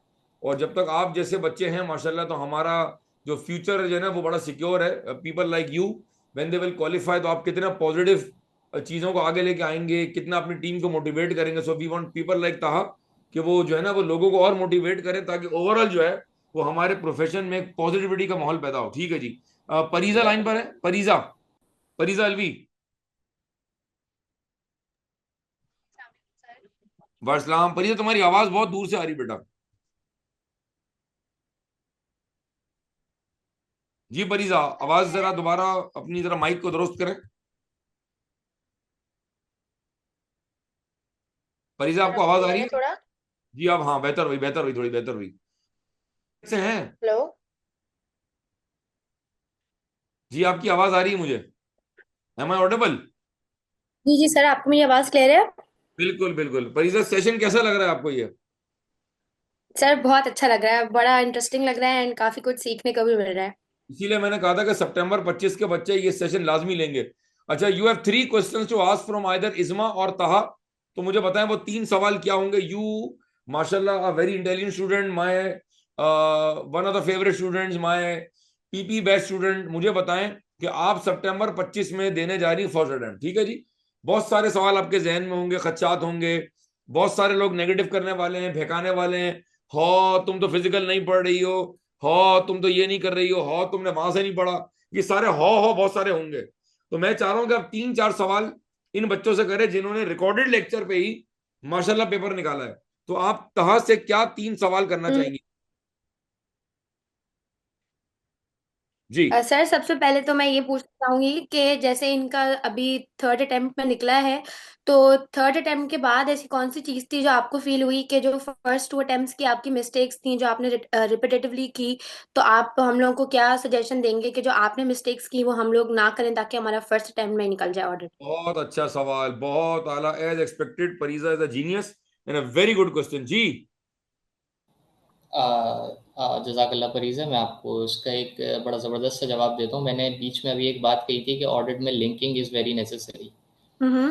हमारा जो एग्जामिनर आई कैप का जो है ना, जो मैं लास्ट 3 अटेम्प्ट से मैंने नोटिस किया, उससे पहले वाले पास पेपर से एग्जामिनर अब वो रट्टे वाले सवाल और इन चीज़ों से बहुत परे जा चुका है। ठीक है। वो चीज़ें टेस्ट कर रहा है कि अगर आप नॉलेज बेस्ड कॉन्सेप्ट अपने पक्के रख के जाएंगे तो ही आप उस पेपर को ग्रैप कर पाएंगे। सबसे पहली चीज़, आपको लिंकिंग अपने आइजाज की पक्की होनी चाहिए कि अगर सवाल आ रहा है तो आपको सवाल में पता होना चाहिए कि रिस्क फैक्टर क्या है या फ्रॉड रिस्क फैक्टर क्या है। ये दोनों ठीक। डिफरेंट चीज़ें हैं। ऐसा ही है, एम आई जी राइट? जी जी। आइजा 315 और आइजा 240, ये दोनों डिफरेंट चीजें हैं। मेरे पहले पेपर की सबसे पहली गलती, पहला ही सवाल लग के आया था आज से 2 अटेम्प्ट पहले, फ्रॉड रिस्क फैक्टर का। मैं उसमें लिख कर आया 10 मार्क्स के लिए रिस्क फैक्टर। आप मुझे बताएं कि पेपर का क्या होगा उस 10 मार्क्स का? सही। वो ऑब्वियसली मैं मार्क्स लूज कर जाऊंगा। ऐसा ही है। तो जी जी बिल्कुल। लिंकिंग ऑडिट में is really necessary and the most important topic for audit, जिसमें एग्जामिनर भर भर के सवाल पूछ रहा है, वो सब्सटैंटिव प्रोसीजर्स। अच्छा उसका जी। सब्सटैंटिव, उसको आप मतलब ऐसे कर लें कि आप अगर सुबह निहार में उठे ना तो आपके जहन में प्रोसीजर्स घूमने चाहिए। सही बात है। तो ये बड़ी ज़बरदस्त चीज़ है कि अगर आपने वो प्रोसीजर्स ही घोल के पी लिए, तो मैं आपको मेक श्योर करता हूँ। मैंने अभी 2-3 मिनट पहले ही एक बात की थी कि मैंने पेपर में 2-3 टॉपिक्स अच्छे थे और उससे 35 से 40 नंबर का पेपर आ गया था। तो वो जी जी 35 से 40 नंबर मुझे पता था कि एग्जामिनर उल्टा हो लटक जाए, ये मेरे काट नहीं सकता, क्योंकि मैंने वो इतने ज़बरदस्त किए हुए थे। ठीक तो ठीक। कहने का मतलब है कि 2-3 टॉपिक्स, मैं ऐसा नहीं कहूँगा सिलेक्टिव स्टडी आई कैप में सिलेक्टिव स्टडी कुछ नहीं, पहले ही सवाल उसका लगकर आएगा जो आप सवाल छोड़ के जाएंगी। सही। ये हमारे टीचर्स ने हमें बताया है कि आई कैप को पता होता है कि आप जो छोड़ के जा रहे हैं तो वो पहला ही सवाल वो आता है। तो आप करके पूरा जाएं, लेकिन वो जो मेन टॉपिक्स हैं और ख़ास तौर पे लिंकिंग, उनको आप मतलब मैं कहूँगा कि सर के लेक्चर्स तो ले ही रहे हैं, आप अपने तौर पे भी रोज़ आधा घंटा 15 मिनट अगर आप एक प्रोसीजर को रोज़ दे दो, तो मेरे नज़दीक वो प्रोसीजर आपके जहन में बस जाएगा बिल्कुल। सही सही। अच्छा ठीक और है कोई जी, सवाल? Thank you so much. तहा मेरा यहाँ सवाल है। तहा आपको सब्सटेंटिव की कवरेज कैसी लगी मेरी? और इससे पहले मैं आपको सर बता, ज़बरदस्त। बहुत सारे बच्चे कमेंट करते हैं कि सर साजिद जो है वो सब्सटेंटिव बहुत पढ़ाते हैं और बहुत लंबा ड्रैग करते हैं और इतना तो पेपर में आता ही नहीं है। Can you please answer this question? Sir जो बच्चे ऐसा बोल रहे हैं, तो मैं उन बच्चों को ये बात बताता चलूँ कि पेपर में अब सब्सटेंटिव के अलावा कुछ और है नहीं। आपका रिपोर्ट का कंटेंट 15 मार्क्स का एग्जामिनर ने फिक्स किया हुआ, उसमें वो देना है। सब्सटेंटिव प्रोसीजर पेपर में हर साल 20 से 25 से 30 मार्क्स तक के लिए टेस्ट हो रहे हैं। तो अगर टीचर एक सवाल जिस पे 25 से 30 मार्क्स आ रहे हैं उसको क्यों नहीं ट्रैक करेगा, आप मुझे ये बताएं। ऑब्वियसली ट्रैक करेगा। और जो टीचर नहीं कर रहा है तो मेरे नज़दीक फिर वो शायद, टीचर्स हैं, रिस्पेक्टेड टीचर्स हैं, तो वो कहीं ना कहीं फिर बच्चे के साथ ज्यादती हो रही है कि इतना बड़ा टॉपिक, इतना इंपॉर्टेंट टॉपिक जिससे एग्जाम का 25% चंक कवर होना है, अगर वो टीचर उस डिटेल में नहीं पढ़ाएगा तो फिर क्या करेगा? ठीक है, ठीक है। परिजन नेक्स्ट सवाल, नेक्स्ट क्वेश्चन। मेरा जो आपसे दूसरा क्वेश्चन है वो ये है कि आपने रिवीजन का जो भी सीक्वेंस या पैटर्न रखा था वो किस तरह से किया था, ताकि मैक्सिमम जो आपकी कवरेज हो वो पहले कवरेज है। बिकॉज पास्ट पेपर्स में अगर आप देखें तो रीसेंट अटेम्प्ट के कुछ क्वेश्चंस होते हैं जो कि सेम कॉन्सेप्ट के ही रिपीट हो रहे होते हैं। बट जैसे आप सर ने कहा कि अब वो प्रैक्टिकल के साइड पे जा रहा है, तो लास्ट अटेम्प्ट्स देखे जाएं तो वो मोर थ्योरी फोकस्ड होंगे। अब प्रैक्टिकल की तरफ है तो आप क्या रिकमेंड करेंगे कि किस तरह से रिवीजन किया जाए ताकि वो इफेक्टिव तरीके से ज्यादा मैक्सिमम कवरेज हो जाए? अच्छा, परिचय देखिए, जो मेरा तरीक़ेकार था ना करने का वो इस तरीके से था, जैसे आपको ये टॉपिक है, सर ने पढ़ाया आइज़ा 505 एक्सटर्नल कन्फर्मेशन, ठीक है? वो हम्म। टॉपिक मुझे पता है कि मैं 2 दिन में आसानी से कवर कर सकता हूँ थ्रू लेक्चर्स। मैंने वो 2 दिन में वो लेक्चर्स कवर किए। वो लेक्चर्स के साथ जितने सर के पास पेपर्स आ रहे हैं, अगर तो आप रिकॉर्डिंग पे ही ऑब्वियसली होंगे, ऑनलाइन पढ़ रही होंगी, जी तो जी। आप क्या करें, जैसे ही कोई सवाल आता है सर का, मिसाल के तौर पे लास्ट अटेम्प्ट का सॉल्व करवा रहे हैं क्लास के अंदर, क्योंकि काफ़ी सारे क्वेश्चंस ऐसे होते हैं जो क्लास के अंदर सॉल्व हो जाते हैं। जी ऑब्वियसली टीचर्स के पास इतना तो वो नहीं होता है कि वो लास्ट आपको 15-15 अटेम्प्ट्स के सॉल्व करवाएं। तो क्लास के कॉन्सेप्ट्स के साथ कुछ सवाल सॉल्व हो रहे हैं, कुछ होमवर्क्स मिल रहे होते हैं, तो आप हम्म। अपनी वीडियो को वहीं पॉज करें, try to link that question, उस क्वेश्चन को अपने पास ड्राफ्ट करें पेंसिल लेकर ठीक प्रॉपर है। तरीके से। उसको ड्राफ्ट करने के बाद देन वीडियो को कंटिन्यू करें और उस सवाल को आप देखें। तो ये 2 दिन में जब आप अपना आइज़ा 505 कवर करेंगी ना, तो 2 हम्म। दिन में आप 6 सवाल अपने रजिस्टर में करके बैठी हुई होंगी जो आपके हाथ से हुए हुए होंगे। आप ठीक है। समझ रही हैं मेरी बात? जी जी। अब फिर जब मैंने बताया कि आप 40 डेज़ पहले एटलीस्ट, क्योंकि आप फर्स्ट अटेम्प्ट दे रही हैं, तो मैं आपको ये चीज़ बोलूँगा कि आप एटलीस्ट अपना 35 टू 40 डेज़ पहले कोशिश करें ऑडिट से कि आपका सिलेबस जो है वो क्या हो जाए, कवर हो कंप्लीट। जाए। जी। जी, बिल्कुल ऐसा ही है। अब फिर आप क्या करेंगी कि उन 40 डेज़ में वो आइज़ा 505 का टॉपिक दोबारा उठाएँ। अब उस आइज़ा 505 के टॉपिक में सर के क्वेश्चंस, लास्ट 10 ईयर के क्वेश्चंस, मैं पास्ट पेपर्स इसलिए बोलूँगा करने के लिए कि पास्ट पेपर्स में एटलीस्ट जो आगे आने वाले साल होते हैं, उनमें एप्लीकेशंस लग रही होती हैं सवालों में, काफ़ी हम्म। सारे सवालों में। ऑल्दो सवाल डिफरेंट होता है हर साल का, लेकिन एप्लीकेशंस पीछे से ही आ रही होती हैं। तो लास्ट 10 अटेम्प्ट के पेपर और आपकी बुक के दिए हुए इंपॉर्टेंट क्वेश्चंस को वो आइज़ा 505, फिर आपको 2 दिन लगेंगे और आपका आइज़ा 505 दोबारा से क्या हो जाएगा, पूरा रिवाइज़ हो जाएगा। ठीक है। जी, बिल्कुल ऐसे ही। और कोई थैंक सवाल? नहीं, मेरा और कोई क्वेश्चन नहीं है। ठीक है, थैंक यू ठीक सो है। मच। बहुत अच्छा। Thank you Pariza, thank you Taha, thank you line पे। सर। थैंक यू, लाइन पे रहिएगा Pariza, don't don't leave the session, it's very जी इंपॉर्टेंट। जी। जी, जी जी। तला खत्री लाइन पर है। तला भाई खैरियत से हैं, ठीक हैं? जी सर, अल्हम्दुलिल्लाह। Am I audible? बिल्कुल बिल्कुल। ये बताएं, ऑडिट का पेपर निकाल के क्या जज्बात हैं आपके, क्या महसूस कर रहे हैं? आप भी हवा में हैं इस्मा की तरह, ताहा की तरह, या जमीन पर आ गए हैं आप? नहीं नहीं सर, बस अल्लाह ताला का शुक्र है, ये अल्लाह ने करा दिया, वरना इंसान की तो ताकत नहीं। ठीक है। अल्हम्दुलिल्लाह। ये बताएं, ओवरऑल ऑडिट का एक्सपीरियंस कैसा रहा आपका? सर ओवरऑल ऑडिट जो है, मुझे जब स्टार्ट किया बेसिक से, तो उस वक्त तो ऐसा लगा यार बहुत इजी टॉपिक है, बहुत इजी सब्जेक्ट है। लेकिन जैसे जैसे आगे बढ़ता गया तो थोड़ा डिफिकल्ट भी लग रहा था। लेकिन एट द लास्ट जो है ना, जब पेपर आया ना, तो इट वाज वेरी इजी। मतलब अल्हम्दुलिल्लाह मैं बहुत सेटिस्फाई था पेपर देके कि यार अब मैं इंशाल्लाह पास कर लूँगा। तो पहले तो मुश्किल लग रहा था, लेकिन अल्हम्दुलिल्लाह बाद में ईजी हो गया। ठीक है। अच्छा, मुझे बताएं कि आपको सबसे मुश्किल टॉपिक कौन सा लगा, या मोस्ट चैलेंजिंग टॉपिक कौन सा लगा आपको? मोस्ट चैलेंजिंग टॉपिक मुझे लगा सैम्पलिंग के अंदर एडवांस कॉन्सेप्ट, जहाँ स्ट्रैटिफिकेशन आती है, प्रोजेक्टेड ओह, मिसरेडमेंट सही सही सही वो सही, समझ गया। वो इस वजह से कि वो एंड में था थोड़ा, और वो आखिरी में थोड़ा प्रेशर भी होता है, तो इस वजह से वो भी शायद लगा, वरना वो भी इतना कोई डिफिकल्ट था नहीं, इस ठीक वजह है। से लगा। अच्छा, मोस्ट इंटरेस्टिंग टॉपिक कौन सा लगा आप, जहां आपने कहा सर वाह क्या छा गए आपने, क्या पढ़ा है, मजा आ गया, और जहां आपने मुझे बहुत सारी दुआएं दी होंगी, वो टॉपिक कौन सा था? सर वो एक तो इन्वेंट्री का टॉपिक था, इन्वेंट्री के जब आपने सब्सटेंटिव पढ़ाए थे वहाँ, और एक एथिक्स के अंदर बहुत मज़ा आया। चल अल्हम्दुलिल्लाह। दुआएं दी नहीं दी आपने मुझे? जी जी सर, दुआएं हैं आपके लिए, अल्हम्दुलिल्लाह अच्छा, मुझे माशाल्लाह, आप बताएं, बहुत ये तकलीफ। नॉर्मल परसेप्शन है कि जी ऑडिट का सिलेबस तो 50-60 घंटे में हो जाएगा भाई, और ये तो 2 महीने का सिलेबस है, 2 महीने में मसला ही कोई नहीं है। जरा नहीं काइंडली नहीं नहीं इसको सर, इसको मुझे बता दें कि इस पर आपके क्या जज्बात हैं। नहीं सर, 50-60 घंटे में आई थिंक नियरली इम्पॉसिबल है।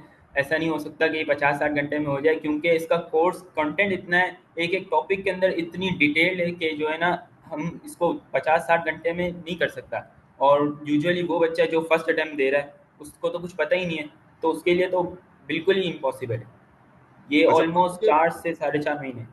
अच्छा, आप मुझे बताएं कि अगर एक बच्चा नॉर्मल स्टूडेंट है, बहुत ज्यादा बड़ा चैंपियन नहीं है, नॉर्मल बैकग्राउंड का है, हार्ड वर्किंग है। जी तो मुझे बताएं कि आपके ख्याल में तला, क्या जी एवरेज टाइम लगता है ऑडिट को प्रिपेयर करने के लिए, या यूं सवाल करूं कि आपके ख्याल में कैफ 8 को पढ़ने के लिए कितने कितना टाइम होना चाहिए? How many months do we need to have to prepare for audit?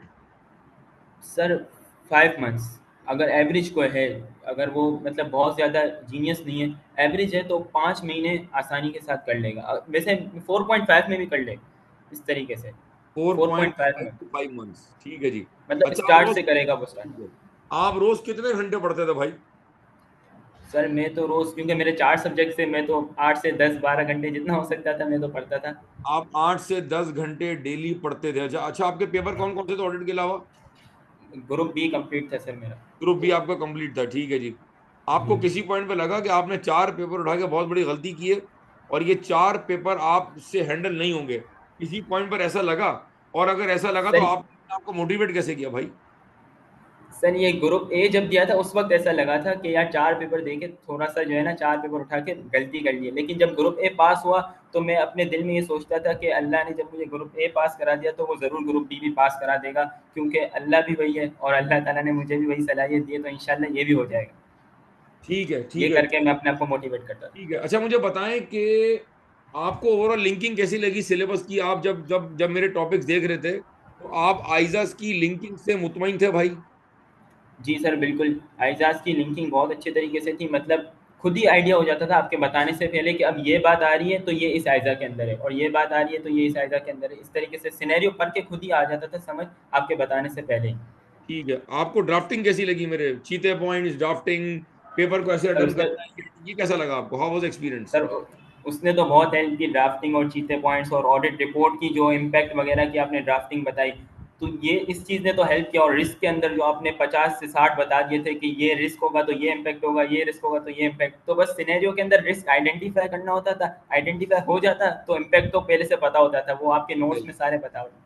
ठीक है। इसी अच्छा, तरह एक बड़ा सवाल है इस वक्त, ये मैं सबसे करूंगा, ताहा से भी करूंगा और इजमा से भी करूंगा अगर लाइन पे है, और मुर्जा से भी करूंगा। इस वक्त ना हमारे पास दो स्कूल ऑफ थॉट्स हैं, और एक बच्चा कह रहा है जी ऑडिट तो फिजिकल पढ़ना है, और एक बच्चा कह रहा है भाई रिकॉर्डेड लेक्चर पढ़ना है। जो रिकॉर्डेड लेक्चर वाला बच्चा है वो कह रहा है फिजिकल कौन पढ़े, और 130 घंटे के लिए कौन जो है ना वो कैंपस जाए, और ये कैसे कवर होगा। और जो बच्चा फिजिकल पढ़ने वाला है वो ये कह रहा है कि भाई इतना बड़ा सिलेबस है, मैं रिकॉर्डिंग पे कैसे पढ़ूंगा, और अगर मैं ऑनलाइन पढ़ूंगा तो मुझे समझ ही नहीं आएगा, और टीचर मुझसे इंटरेक्ट कैसे करेगा, और मैं सवाल कैसे पूछूंगा, और the experience would not be that good, और मैं फिजिकल पढ़ूंगा। आप मुझे बताएं कि आपने कैसे डिसाइड किया कि आपने रिकॉर्डेड लेक्चर पे जाना है और आपने मुझसे पढ़ना है? What was the decision making factor for you जी? सर आपके क्वेश्चन के दो पार्ट हैं, एक तो कि आपसे पढ़ने की वजह क्या है और रिकॉर्डिंग पढ़ने की वजह क्या है। सबसे पहले तो मैं ये बताऊंगा, आपसे पढ़ने की वजह ये है कि आप पहले से बताते थे कि यार मैं इतने टाइम से ऑडिट पढ़ा रहा हूँ, मेरा इतना तजर्बा है, और तो मैंने शुरू से ही सोच लिया था कि यार इंशाल्लाह ऑडिट पढ़ूंगा तो सर साजिश से पढ़ूंगा। तो बस इसके अलावा मेरा कोई और वजह नहीं थी कि मैं ऑडिट आपसे पढ़ने आया। मैं बस ये सोचा हुआ था कि यार इस टीचर का बहुत एक्सपीरियंस है और इतने टाइम से पढ़ा रहा है ऑडिट, तो कोई ऐसी बात नहीं होगी कि मतलब पढ़ना कोई ऐसा नुकसानदेह नहीं होगा, इंशाल्लाह बहुत अच्छा ही होगा। तो ये सोच के मैंने आपसे पढ़ा। और दूसरा रिकॉर्डिंग पे इसलिए गया कि जब मैंने ग्रुप ए पूरा फिजिकल पढ़ा था तो वो बहुत हेक्टिक हो गया था ना, मतलब रोज़ाना में 4 क्लासेस जाता लेने फिजिकल, तो वो बहुत हेक्टिक हो जाता था। तो मैंने पहले ही सोचा था कि ग्रुप बी में मैं दो दो सब्जेक्ट फिजिकल पढ़ूंगा और 2 को रिकॉर्डिंग करूंगा। तो मैं FAR 2 और कंपनी लॉ फिजिकल पढ़ता था और MFA और ऑडिट में रिकॉर्डिंग पढ़ता था। और ऑडिट वैसे भी रिकॉर्डिंग थी आपकी सारी बहुत अच्छी तरीके से रिकॉर्डिंग हुई थी, तो मैंने कहा ऑडिट को तो रिकॉर्डिंग ही ले लेना चाहिए, इस वजह से ठीक रिकॉर्डिंग का है। ठीक है। तला लाइन पे रहिएगा, मैं चाहूंगा कोई सवाल अगर आ जाए हमारे पास। अब्दुल्ला को सवाल करना चाहेंगे, परीजा हैं, अरहम हैं, मनाहिल हैं, और हमारे पास शमरोज हैं, उस्मान हैं। जी, सवाल करें प्लीज। अब्दुल्ला सवाल करें। अब्दुल्ला आबिद। सर इसमें ये सवाल ये है कि पास्ट पेपर में क्योंकि काफी सारे क्वेश्चन जो है वो बार बार रिपीट होते रहते हैं, उनमें एग्जामिनर जो है हल्की सी वर्डिंग सिर्फ चेंज करता है लेकिन मेन आंसर वही होता है। तो क्या पूरे क्वेश्चंस ड्राफ्ट करने चाहिए, यानी जो सिमिलर अगर है उनको हम स्किप करके जो क्वेश्चंस डिफरेंट आ रहे हैं सिर्फ उन्हीं की तरफ हमें जाना चाहिए? भाई आपका क्वेश्चन जो है कि सिमिलर क्वेश्चंस को अगर बार बार आ रहे हैं तो उनको दोबारा जो ड्राफ्ट किया जाए या ना किया जाए, तो मेरा आपको आंसर ये है कि भाई आप ड्राफ्टिंग करो, उस वक्त तक करो जब तक आप खुद सेटिस्फाई नहीं हो जाते। आप उस वक्त तक ड्राफ्टिंग करते रहो क्वेश्चंस की आंसर को, कि जब तक आपको ये लगे कि यार अब मैं खुद से कर लूँगा, अब कोई नया क्वेश्चन भी आया तो मैं कर लूँगा, चाहे वो सिमिलर क्वेश्चन है, आप उसको दोबारा ड्राफ्ट करो। मैं आपको ये मशवरा दूंगा। अगर आपको ऐसा लगता है कि नहीं यार, आपको डर लग रहा है अपने अंदर कि यार मैं नहीं कर पाऊंगा, तो आप अपने क्वेश्चंस को बार बार ड्राफ्ट करो, चाहे वो सिमिलर ही क्यों ना हो।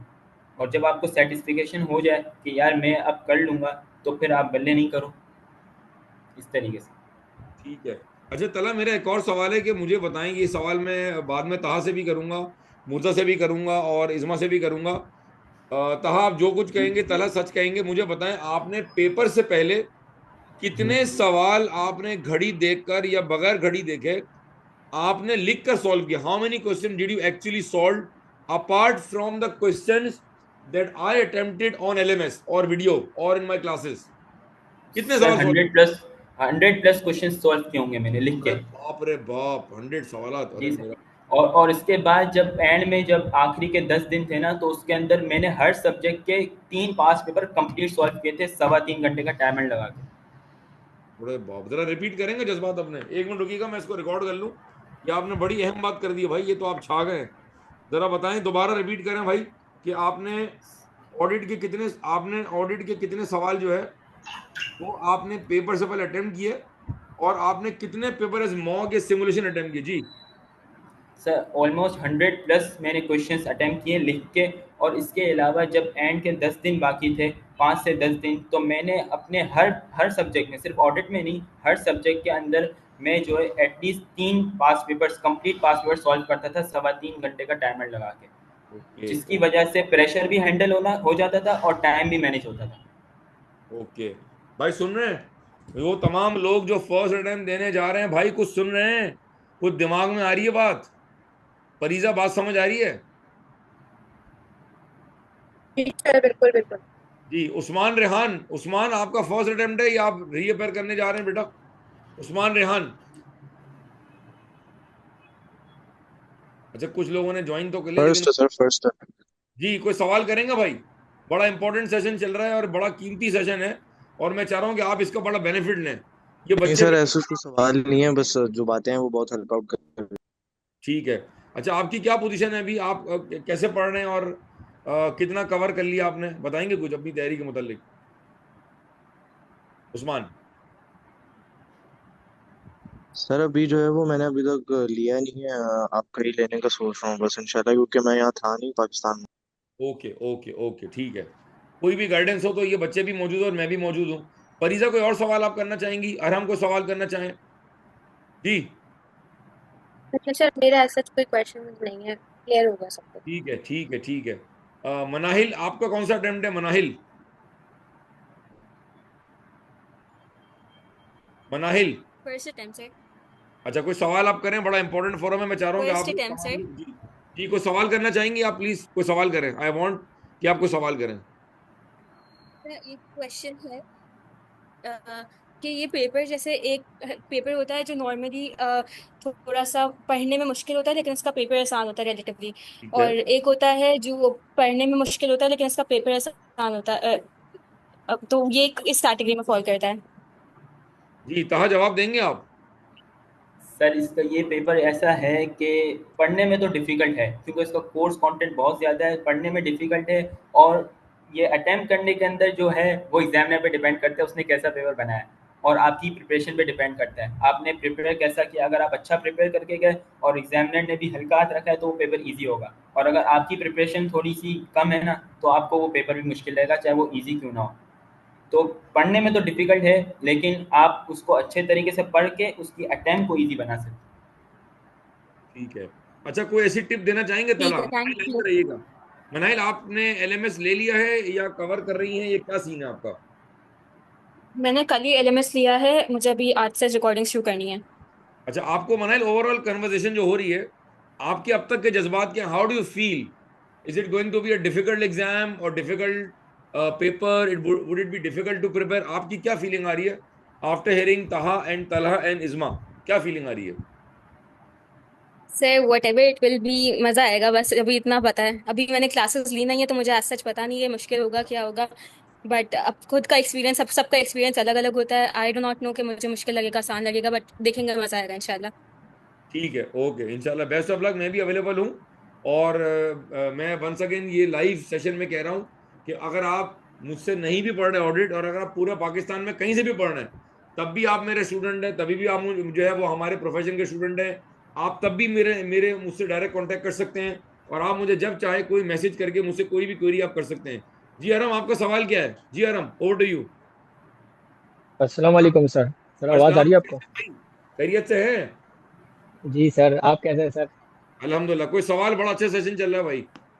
जी जी सर, मेरा एक सवाल है कि अगर जैसे एक स्टूडेंट है, क्योंकि मेरी पहली अटैम्प्ट होगी ऑडिट की, तो एक स्टूडेंट है जिसकी थोड़ी थ्योरी कमज़ोर रहती है, प्रैक्टिकल पोर्शन तो वो संभाल लेता है जो न्यूमेरिकल होता है, लेकिन थ्योरी कमज़ोर है और उसको केस स्टडीज सॉल्व करने में प्रॉब्लम होती है, तो वो किस तरीके से इसकी तैयारी करे, क्योंकि इसमें केस स्टडीज़ बहुत है। ठीक है। अच्छा, इसका जवाब कौन देगा? इज़मा, आप जवाब देना चाहेंगी? इज़मा लाइन पर है? जी सर। आपने सवाल सुना? ये रिपीट करवाऊं मैं? रिपीट करवा दे सर।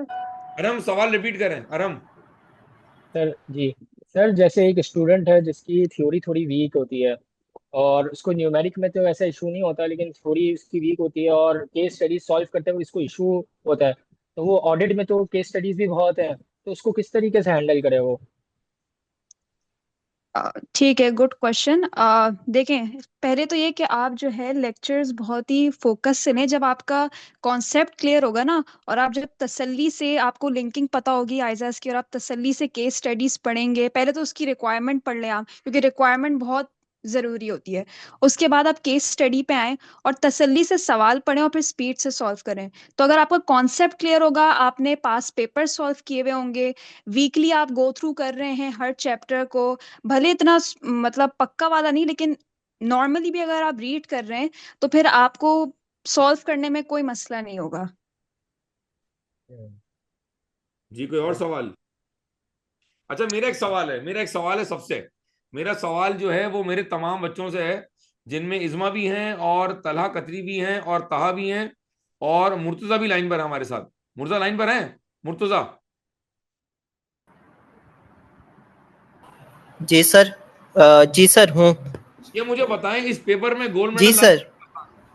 मुझे बताएं बारी बारी करके कि ऑडिट के पेपर में, इसमें इतनी सारी जो लोगों ने जो है वो हवाइयां उड़ाई होती हैं, मुझे बताएं इस पेपर में गोल्ड मेडल लाना आप सबके ख्याल में आसान काम है, मुश्किल काम है? कहा। सर आपने गोल्ड मेडल लाने की बात की। जी, गोल्ड मेडल या मेरिट? सर मेरे नज़दीक तो, मुझे देखिए, मेरा मोस्ट फेवरेट सब्जेक्ट है ऑडिट, लेकिन अनफॉर्चुनेटली मैं 2 अटेम्प्ट फेल कर गया था इसको। तो मेरा तो खैर नहीं था, लेकिन मैं वैसे अगर आपको रिलेटिवली बताऊं तो ये मुझे R2 से ऑडिट ज़्यादा वो लगता है कि इसके अंदर गोल्ड मेडल लाना बनिस्बत आसान है। जी। इन अरहम, ये सेंस सवाल आसान मैंने है। आपके लिए किया है। अरहम, ये सवाल मैंने आपके लिए किया है। आप मेरा पैगाम समझ गए अरहम? जी जी सर, इंशाल्लाह आपकी बात हाँ। को उतरेंगे सर। भाई देखो, मैंने बड़ी जान मारी है। मैंने अपने जिंदगी के 22-23 साल प्रोफेशन को दिए हैं। आज अल्हम्दुलिल्लाह आईकेएफ का 1700-1600 मेंबर मेरा स्टूडेंट है। तो मैंने बड़ी जान मारी है। मैं बहुत टाइम लगाता हूँ, और आज भी सब 7:30 बजे मैं कैंपस में मौजूद हूँ और ये सेशन कंडक्ट कर रहा हूँ। मेरे लेक्चर्स जबरदस्त जी है, मैं बहुत जान मारता हूँ। ये सारे बच्चों के आपने कमेंट सुने। मैं चाहता हूँ कि अरम, आप इसमें जितने लोग ये अटेम्प्ट देने जा रहे हैं, इंक्लूडिंग फरीजा, जितने बच्चे पेपर देने जा रहे हैं, कोशिश करें, एम फॉर द बेस्ट, पूरी जान मारे हर इंशाल्लाह सर, इंशाल्लाह। तरीके से, and give your best shot, give your best shot. इंशाल्लाह सर। जी। तलहा कतरी, गोल्ड मेडल आ सकता है इसमें? सर गोल्ड मेडल आ सकता है, क्यों नहीं आ सकता अगर अल्लाह चाहे तो। और गोल्ड मेडल का अंदाज़ा उस वक्त हो अगर हमें कि आईकेएम हमें मार्क्स बताए कि हमारे कितने मार्क्स आए, तो हमें आइडिया हो कि यार गोल्ड मेडल कितने मार्क्स पे आता है और हम कहाँ तक हैं। वरना तो आइडिया नहीं होता ना कि गोल्ड मेडल कितने मार्क्स पे आ रहा है। लेकिन जो है कंपैरेटिवली ईज़ी है, क्योंकि आपने खुद कहा था कि ऑडिट का सब्जेक्ट ऐसा है, इसको बच्चे बहुत ज़्यादा पढ़ते नहीं हैं। तो सही। पढ़ने वाले मतलब बहुत बहुत कम होते हैं, ऐसे नहीं होते कि हर कोई बहुत मेहनत कर रहा होता है और हर किसी के बहुत ज़्यादा मार्क्स नहीं आ रहे होते। तो आपने खुद कहा था एक मरतबा कि इसके अंदर गोल्ड मेडल लाना आसान है, लेकिन अगर नहीं आया, अल्लाह की मसलिहत होगी इसमें। सही। जी मुर्तजा लाइन पर है? मुर्तजा, जी सर। जी ये सर। ऑडिट कौन सी अटेम्प्ट में निकला आपका? सर मेरा 3rd अटेम्प्ट में निकला ऑडिट। ठीक है, वंस अगेन आपका भी बड़ा इंपॉर्टेंट सवाल आपसे मैं करने जा रहा हूं कि 2 अटेम्प्ट में फेल होने के बाद वो तीसरी अटेम्प्ट में मोटिवेशन कहाँ से लेके आए, वो हौसला कहाँ से लाए, किस चीज ने मोटिवेट किया, कैसे डिसाइड किया कि मुझसे पढ़ना है? जरा थोड़ी कहानी सुना दे भाई अपनी। सर मैंने अपने फादर से की तरफ देखा और अम्मी की तरफ, और जितनी मोटिवेशन आनी थी वो आ गई बस। जबरदस्त, क्या बात कर दी आपने। ठीक है, ये बताएं 3rd अटेम्प्ट में फिर मेरे पास जब आए तो आपने what was the reason for this decision, मतलब क्या चीज ने सर किया कि आप मुझसे पढ़े? सर आपके बहुत से क्वालिफाइड स्टूडेंट जो हैं वो मेरे अब्बू के अंडर काम करके जा चुके थे, तो मेरे अब्बू ने मुझे बोला कि बस तुमने बहुत पढ़ लिया, अब सर से जाके पढ़ो।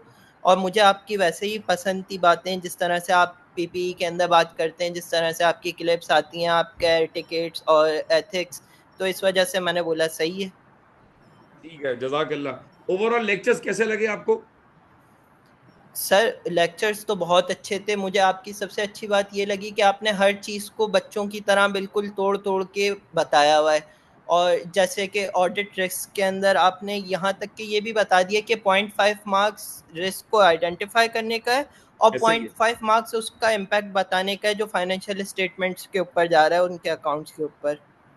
ठीक है, ये बताएं सबसे मुश्किल टॉपिक क्या लगा? सर सब्सटेंटिव प्रोसीजर्स वो बहुत ज़्यादा लेंथी थे, बहुत सारी चीज़ें थी उसके अंदर करने की। ठीक है, लेकिन आपको लग रहा है पेपर पास करने के बाद इज इट वर्थ इट? जी सर, लास्ट अटेम्प्ट में जब मेरा पेपर रुका 47 पे, तो 41 नंबर्स के सब्सटेंटिव प्रोसीजर्स आए थे और मैं अल्लाह, 41 नंबर्स के सब्सटेंटिव प्रोसीजर्स करके ही नहीं गया था। अल्लाह अकबर, अल्लाह अकबर। आई होप कि वो तमाम बच्चे जो फर्स्ट अटेम्प्ट देने जा रहे हैं, और जहां तक मेरी और मुर्तजा की आवाज पाकिस्तान के कोने कोने गांव गांव में जा रही है, ये सुन ले भाई, अगर आप कम पढ़ के जाएंगे वो भी ऑडिट के पेपर में, वो भी सीए के एग्जाम में, तो नतीजे के जिम्मेदार आप खुद होंगे। भाई कम पढ़ना खतरनाक है, ज्यादा पढ़ना मुनासिब है। मतलब मैं इसको रिफ्रेश करता हूँ, ज्यादा पढ़ना ठीक है भाई, ज्यादा पढ़ लें आप, लेकिन कम पढ़ेंगे तो बहुत सारा आप एक रिस्क फेस कर रहे होंगे। सबसे इंटरेस्टिंग टॉपिक क्या लगा भाई? सर ऑडिट रिपोर्ट वो आपने बड़े अच्छे तरीके से हर पॉइंट को, हर कितने नंबर किस चीज़ के मिलेंगे, एक्सप्लेनेशन किस तरह से करनी है, मटेरियलिटी किस तरह से डिस्कस करनी है, वो सारी चीज़ें आपने बिल्कुल परफेक्टली मेरे हिसाब से आपने बताई हुई हैं। और इंशाल्लाह उसके अंदर मुझे लगता है कि मेरे पूरे मार्क्स आए होंगे उसके अंदर।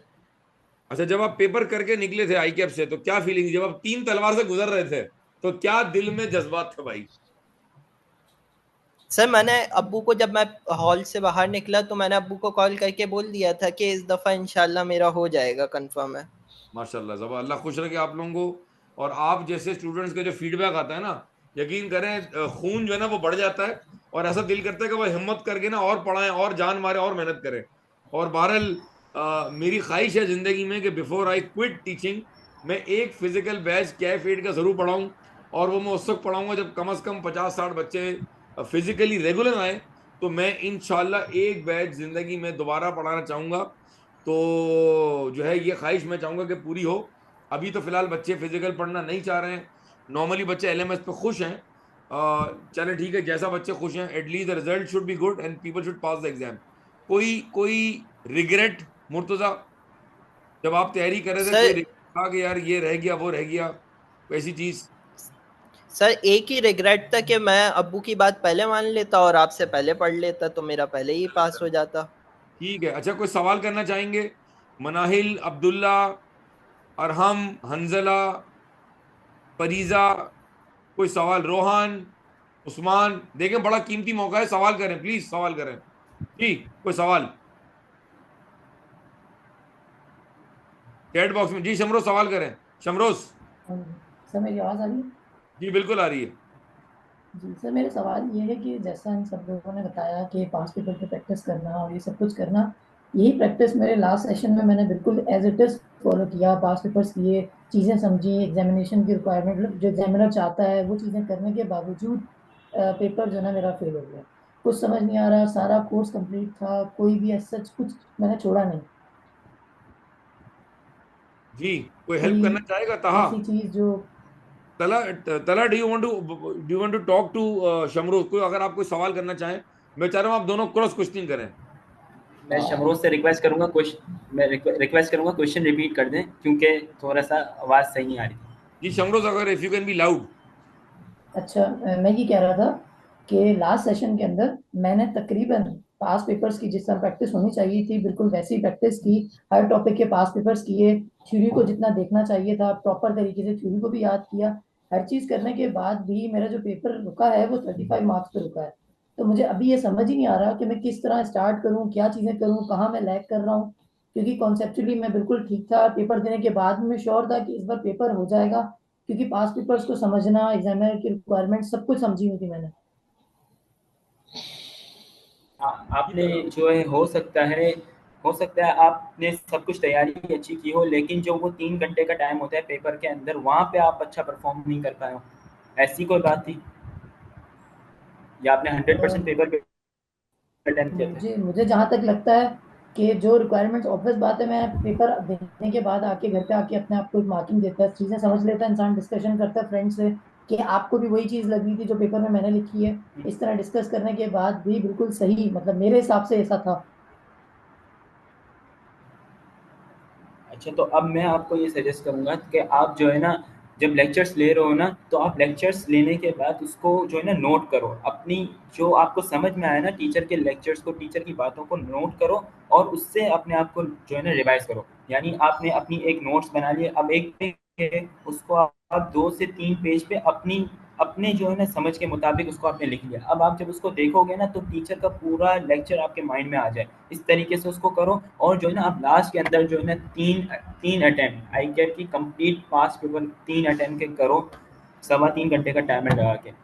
क्योंकि हमें लगता है कि हमने पेपर बहुत अच्छा किया है, लेकिन पेपर के अंदर लैकिंग हो जाती है हमसे। अब मुझे नहीं पता कि फेलियर के बाद उसके साथ क्या हुआ होगा, लेकिन जो है लैकिंग हुई होगी तभी फेल हुआ है, क्योंकि आई कैट किसी के साथ ज्यादती तो नहीं करता। तो आप 3.25 घंटे का टाइमर लगा के कंप्लीट पास पेपर सॉल्व करो। ठीक है सर, आपकी इस बारे में क्या सजेशन होगी? तुम्हारे मार्क्स कितने हैं शमरूख? 35। 35। अच्छा, हमेशा मैं कहता हूँ और मैं फिर रिपीट कर रहा हूँ कि जब आप 40s में फेल होते हैं तो मुझे ऐसा फील होता है कि बच्चे में पूरी सलाहियत है और उसने बहुत अच्छी मेहनत की थी और he was a good student. 40s में फेल होने का मतलब है कि कहीं 1-1.5 सवाल में कहीं गलती हो गई है, ठीक है। अगर कोई बच्चा 30s में फेल हो रहा है, इसका मतलब है कि कोई एक सवाल नहीं, 2 या 3 सवाल में कोई कॉन्सेप्चुअल या तो भंड है, या आपने सवाल पिक नहीं किया है, या आप कुछ पेपर में छोड़ के आ गए। मुझे बताओ, तुमने पेपर में कोई मार्क्स छोड़े थे? If you recall. No sir, पूरा पेपर अटेंड किया था। ठीक है, ठीक है। अच्छा, आई वुड सजेस्ट कि आप एक काम ये करें कि आप लास्ट अटेम्प्ट के पेपर में आपको कोई 2 सवाल 3 सवाल अगर आपको याद आ रहे हैं कि आपने किस तरह सॉल्व किए थे, तो आप वो पेपर सॉल्व करके मुझसे शेयर कर लें। और अगर आपको पिछले अटेम्प्ट का कोई याद नहीं आ रहा तो कोई भी पिछला पेपर उठा लें, चाहे वो आप उठा लें मार्च 25 का या आप उठा लें सितंबर 24 का। आप कोई 2 या 3 सवाल करके मुझे चेक कराएं, ताकि पहले मैं ये देखूं कि आप ड्राफ्टिंग कैसे कर रहे हैं। कहीं ऐसा तो नहीं है शमरोज कि आपके सवाल समझने का मसला है? ये कर सकते हैं आप? सही। जी जी सर, मैं कर रहा जरा हूँ। ये करें। और बाकी तहा कैसे मोटिवेट करेंगे आप? तहा शकील कैसे मोटिवेट करें? शमरोज, आपकी पहली अटेम्प्ट थी ये? नहीं नहीं, थर्ड अटेम्प्ट थी मेरी। थर्ड अटेम्प्ट थी। अच्छा, ये आपकी थर्ड अटेम्प्ट थी। अच्छा शमरोज, देखें मेरे भी जो 2 अटेम्प्ट फेल हुए थे ना, वो 34 और 39 पे फेल हुए थे। ओके तो ओके। मैं सर से बिल्कुल इस बात पे अग्री करता हूँ कि जो बच्चा अगर 30s में रुक रहा है ना, तो इट मीन्स अब प्रॉब्लम सिर्फ ड्राफ्टिंग की नहीं है। 40s पे फेल होने वाला बच्चा ये कह सकता है कि उसका एक आध सवाल गलत था, लेकिन जो इंसान अगर 30s में फेल कर रहा है, ये 100% मैं आपको अपने 1.5 साल के ऑडिट जो मैंने पढ़ा उससे बता सकता हूँ कि आपकी ड्राफ्टिंग का सिर्फ इशू नहीं है, यहाँ पे कॉन्सेप्चुअल फंड भी है। देखिए, मैं एक आपको अपनी गलती बता देता हूँ कि शायद आप उस चीज़ से सीखें कि लास्ट 2 अटेम्प्ट पहले एक सवाल आया हुआ था, तकरीबन 6-8 मार्क्स का सवाल था वो, मुझे आज तक वो सवाल याद है। तो वो क्वेश्चन असल था रिलेटेड पार्टी का क्वेश्चन, ठीक है। उसके अंदर एक लाइन सिर्फ एग्जामिनर ने डाली थी जिससे वो सवाल इंडिकेट कर रहा था कि ये सवाल रिलेटेड पार्टी आइजा 505 का सवाल है, और देन उस सवाल में कुछ कंट्रोल्स वगैरह का भी जिक्र था। तो मैं उस सवाल को लिख कर आया था as per test of control, जबकि वो सवाल जो लिखना चाहिए था वो लिखना चाहिए था एज पर रिलेटेड पार्टी। तो यहाँ पे एग्जामिनर आपको लीनियंसी नहीं देता। अगर आपने कॉन्सेप्ट ही गलत पिक किया है, इट मीन्स अब आपका सवाल पूरा गलत। सब्सटेंटिव प्रोसीजर 10 मार्क्स के आते हैं, आप 6 सही लिखो 4 गलत लिखो 6 मार्क्स मिलते हैं। लेकिन एक सवाल में जिसमें वो बोल ही आपको रहा है इवेल्युएट द सिचुएशन और उसको ड्राफ्ट करें, तो जब सिचुएशन ही गलत पिक कर ली शमरोज तो कुछ भी नहीं मिलेगा उसमें।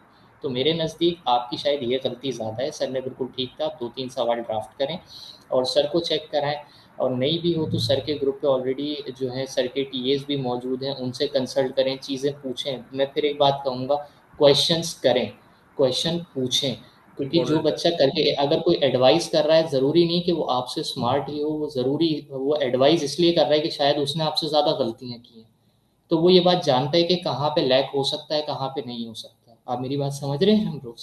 जी जी। देखिए हमारे तो पास ना प्रोफेशन में गिव अप करने का ऑप्शन नहीं है। हमारे पास जो तमाम लोग सीए में दाखिल हो गए हैं, प्रोफेशन में एंटर हो चुके हैं, तमाम लोग सुन लें आज, हमारे पास यू टर्न नहीं है, हमारे पास वापसी का कोई रास्ता नहीं है। अब हमने क्वालिफाई करके ही दम लेना है इंशाल्लाह। अपने नाम के आगे वो 3 हुरूफ लिखवाने भाई, एसीए, इसका मतलब है associate member of chartered accountant या एसोसिएट मेंबर। अब जब तक ये 3 हर्फ नहीं लगेंगे ना भाई शमरोज, हमने चैन से नहीं बैठना है, ना आपने चैन से बैठना है, और ना me as a mentor, as a teacher, as a principal हमने चैन से बैठना है। So do whatever it takes, do whatever it takes, but you need to pass the exam in September 25 time. मुझसे आप पर्सन भी आकर मुलाकात कर सकते हैं, जो मुझसे हेल्प चाहिए होगी, जो मैं कर सकता हूं आपके लिए, वो मैं इंशाल्लाह करूंगा। ठीक है जी? इंशाल्लाह सर। कोई सवाल? वंस अगेन मैं चाह रहा हूं कि जो बच्चे फर्स्ट अटेम्प्ट देने जा रहे हैं उनसे मैं ज्यादा सवाल एक्सपेक्ट कर रहा हूं। एनी क्वेश्चन परीजा और अरहम? अरहम सवाल करें एक और? जी सर। नहीं नहीं सर, अभी इतनी इतनी चीजें समझ में आ गई, सब चीजों का ही जवाब मिल गया अब तो। अल्हम्दुलिल्लाह अल्हम्दुलिल्लाह। ठीक है जी, कोई सवाल? अब्दुल्ला, अब्दुल्ला आबिद? सर कंक्लूड हो गया जितने भी वो थे, बाकी सारी जो रेलेवेंट है इन्होंने अपने एक्सपीरियंसेस बता दिए हैं, तो उसके बाद मुझे नहीं लगता कुछ गुंजाइश बचती है। अल्हम्दुलिल्लाह अल्हम्दुलिल्लाह। ये सारे हमारे बड़े प्यारे बच्चे हैं और इनकी मोहब्बत के इन्होंने एक दिन के नोटिस पे मेरी बात मान के रिस्पेक्टफुली ज्वाइन किया। I am honoured, I am humbled. Rohan कोई सवाल? रोहन दौलतानी कोई सवाल मेरा बच्चा? नहीं नहीं sir, all clear, thank you so much sir, ठीक है सेशन जी। के लिए अच्छा, बहुत अच्छा क्लोजिंग लगा। रिमार्क्स, ताहा शकील, एक जुमला मोटिवेट करने का, एक जुमला हमारे लोगों को क्या मैसेज देंगे? वो बच्चे जो सितंबर 25 में री अटेम्प्ट देने जा रहे हैं या फर्स्ट अटेम्प्ट देने जा रहे हैं, 1 लाइन और 2 लाइन सेंटेंस, क्या मैसेज देना चाहेंगे आप? तमाम सारे मेरे भाई बहन जो भी अभी देख रहे हैं इस वीडियो को या जो भी है, उनसे सिर्फ एक ही बात कहूँगा, देखें गिव अप नहीं करें। आपके वालिदैन ने बहुत इन्वेस्ट किया, इंक्लूडिंग मी, मेरे वालिदैन ने मुझ पे बहुत इन्वेस्ट किया है। हर अटैम्प्ट में, जिस अटैम्प्ट में फेल होता था, वालिद साहब कंधे पे हाथ रख के बोलते थे कि बेटा जब तक गिरोगे नहीं तो चलने का मज़ा कैसे आएगा, उठने का मज़ा कैसे आएगा। तो बेशक। भाई 2 अटैम्प्ट रुक गए, 3 अटैम्प्ट रुक गए, डजंट मैटर। जब आप क्लियर करते हो, आप मुझ पे यकीन जाने, मुझे यकीन जाने, अभी सिर्फ 3 दिन हुए कैफ पास करे हुए, लेकिन कोई मुझसे नहीं पूछ रहा है कि तुमने कितनी अटैम्प्ट में पास किया। अल्हम्दुलिल्लाह मैं फर्म में भी अभी हूँ। और अगर कोई ऐसा भी बोल रहा है, चले अटैम्प्ट्स लेट हो जाती हैं, सही है, आपको बहुत बड़ी फर्म नहीं मिलेगी, लेकिन इसका मतलब ये नहीं है कि 3 हुर्फ आपके नाम के साथ नहीं जुड़ सकते। बिल्कुल, तो बहुत इस बड़ा बात। बात से आप छोड़ दें, आप अपनी तैयारी पे फोकस करें, इस बात को जहन से ही निकाल दें कि मुझे अच्छी फर्म मिलेगी या मुझे कैसी फर्म मिलेगी। ये आपका काम नहीं है, आपका काम है आप कैफ पास करें, और वो इंशाल्लाह होगा। बिल्कुल सही है जी। जज़ाकल्लाह Taha, love you. Murtaza Rizvi, Murtaza Rizvi, last comments, जी सर। 2 सर लाइनें। मैं एडवाइस देना चाहूँगा जो मैंने सीखी कैफ करते हुए। मैं जब पास पेपर सॉल्व करता हूँ ना, तो उसके अंदर जैसे कुछ इंटरेस्टिंग चीज़ें आती हैं, कुछ नए सिनेरियोस आते हैं, तो मैं उनको हाईलाइट कर लेता हूँ अपने जर्नल के ऊपर जिसके अंदर मैं सोल्यूशन कर रहा होता हूँ। और जब मैं फिर रिवाइज कर रहा होता हूँ तो फिर मैं उनको सिर्फ चेक करता हुआ चला जाता हूँ, और ऊपर मैं जो मार्जिन से ऊपर जहाँ पर डेट लिखते हैं वहाँ पर मैं ये सारी चीज़ें लिखता हूँ कि इसके अंदर ये चीज़ें थी, तो फिर वो मुझे याद रहती हैं और टाइम भी कम लगता है मेरा रिवीजन में। तो ख़ास तौर पर वो बच्चे जो अभी 4 या 3 पेपर्स दे रहे हैं या 2 पेपर्स दे रहे हैं, जिनको कम रिवीजन का टाइम मिलता है, वो ये ज़रूर करें, इससे टाइम बहुत ज़्यादा बच जाता है। और अगर आपको मोटिवेशन चाहिए तो आपके माँ बाप से ज़्यादा आपके लिए और कोई मोटिवेशन नहीं हो सकती। बहुत आला, बहुत आला। क्या तुम लोग माशाल्लाह पैगाम दे रहे हो। मैं ये सोच रहा हूँ कि तुम लोग का अभी ये हाल है, जब तुम लोग सीए क्वालिफाई करोगे, अल्लाह जिंदगी दे मुझे कि मैं तुम लोग को सीए क्वालिफाई होता हुआ देख सकूं, तो तुम लोग क्या माशाल्लाह इंडस्ट्री में परफॉर्म करोगे और क्या तुम लोग का लेवल होगा। अभी से तुम लोग के माशाल्लाह ये विचार और जज्बात हैं। सो आई एम रियली इम्प्रेस माशाल्लाह। अच्छी खबर ये है कि जी पाकिस्तान का मुस्तकबिल महफूज हाथों में है। जी जज़ाकल्लाह मुर्जा। जी तलहा कतरी, जी सर। Last message.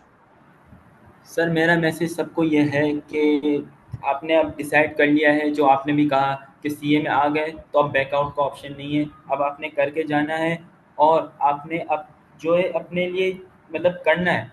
और इसके अलावा मैं आपको ये कहूँगा कि जब आप लेक्चर्स ले रहे हैं तो आपने कोई काम को पेंडिंग नहीं करना, जो काम करना है आज ही करना है। और एक और चीज़ आपको कहूँगा कि टीचर्स, बहुत सारे टीचर्स यानी आप भी कराते हो, हर टीचर ऑलमोस्ट पास पेपर खुद करवा रहे होते हैं, तो उसके ऊपर रिलाय ना करें, खुद सॉल्व करें पास पेपर्स को लिख के।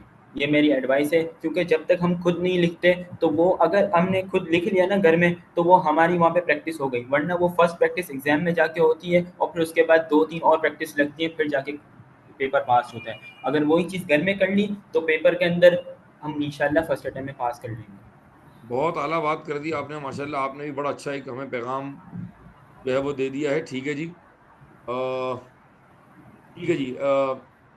इस्मा, कोई मैसेज? जी सर, जैसे आपने कहा कि प्रोफेशनल क्वालिफिकेशन है और फेलियर्स यहाँ पे नॉर्मल हैं। अब आए हैं, एंटर किया है तो करके ही जाना है। मेरा खुद FAR 1 और टेक्स्ट थर्ड अटेम्प्ट में निकला, लेकिन जब मैं जाहिर है मैं उठी, आए मैंने गिव अप नहीं किया।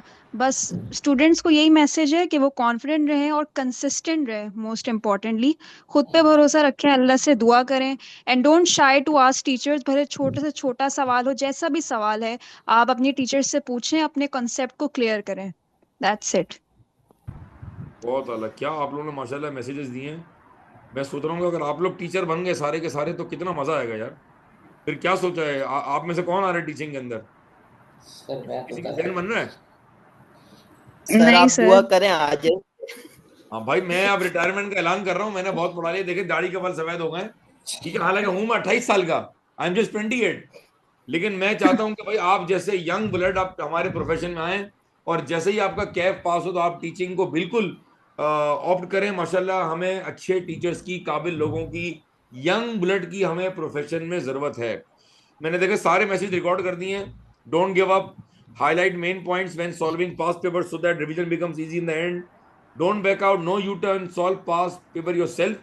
Be confident and be consistent, and do not hesitate to ask questions from the teachers. ठीक है जी, कोई मैंने बात मिस तो नहीं कर दी? कोशिश मैंने की कि सारे जज्बात में कलमबंद कर दूं। भाई को रह तो नहीं गया? कोई रह तो नहीं गया? ताहा का रिकॉर्ड हो गया, मुर्जा भी ने रिकॉर्ड कर दिया, इज्मा भी आ गई, तला कतरी भी आ गए। कोई रह तो नहीं गया भाई पैगाम रिकॉर्ड करने से अपना? जी कोई सवाल आखिरी before I close the session? Any last question for the day? ठीक है जी, मैं क्लोज करता हूं जी। जजाकल्लाह, थैंक यू एवरीवन, आपने ज्वाइन किया। एक ही मैसेज है, ये चार्टेड अकाउंटेंसी है, बड़ा कीमती प्रोफेशन है, पाकिस्तान में इसकी बहुत वैल्यू है, ग्लोबल इसकी वैल्यू है। खुदारा इसको वो मान सम्मान दें, इसको वो टाइम दें, इसको वो एफर्ट दें, इसको वो तवज्जो दें जो ये प्रोफेशन डिजर्व करता है। ये 15 दिन में, महीने में, 1.5 महीने में, 2 महीने का शॉर्टकट कोर्स नहीं है। ये कोई डिग्री प्रोग्राम नहीं है, बैचलर्स नहीं है भाई, ये लेवल्स नहीं है भाई। ये कि आप इसको फन समझ के कर लें, ये प्रोफेशनल क्वालिफिकेशन है, इसकी मार्केट में वर्थ है। वी आर ब्लेस्ड, हम खुशनसीब हैं, हम वालिदैन की दुआएं हैं कि आज हम इस प्रोफेशन का पार्ट हैं, हम पढ़ा रहे हैं और आप पढ़ रहे हैं। तो इसको प्लीज वो मान सम्मान दे, उसको ऐसे पढ़ें जैसा कि इन पेपर्स को, इस प्रोफेशन को पढ़ना चाहिए। अपना बहुत सारा ख्याल रखें, सिलेबस टाइम पर कंप्लीट करें। अगर टीचर ने आपको प्लान दिया है इसको फॉलो करें, टीचर ने प्लान नहीं दिया है टीचर से प्लान मांगे, कॉपीज चेक कराएं, ड्राफ्टिंग चेक कराएं। सेल्फ डिसिप्लिन का कोई सब्स्टिट्यूट नहीं है। सेल्फ डिसिप्लिन, जब हम रिकॉर्डेड लेक्चर पे जाते हैं तो फिर हम टीचर को ब्लेम नहीं कर सकते कि तुमने सिलेबस पूरा नहीं करा है, क्योंकि आप टीचर के लेक्चर अपने हिसाब से देख रहे हैं, जिसके लिए सेल्फ डिसिप्लिन बड़ा इंपॉर्टेंट है। फिर आप ये देखेंगे आपके पास 24 घंटे हैं और आप 24 घंटे को किस तरह बाइफिकेट करते हैं। 7-8 घंटे सोने के हैं, कुछ घंटे आपके एंटरटेनमेंट के हैं, खाने पीने के हैं।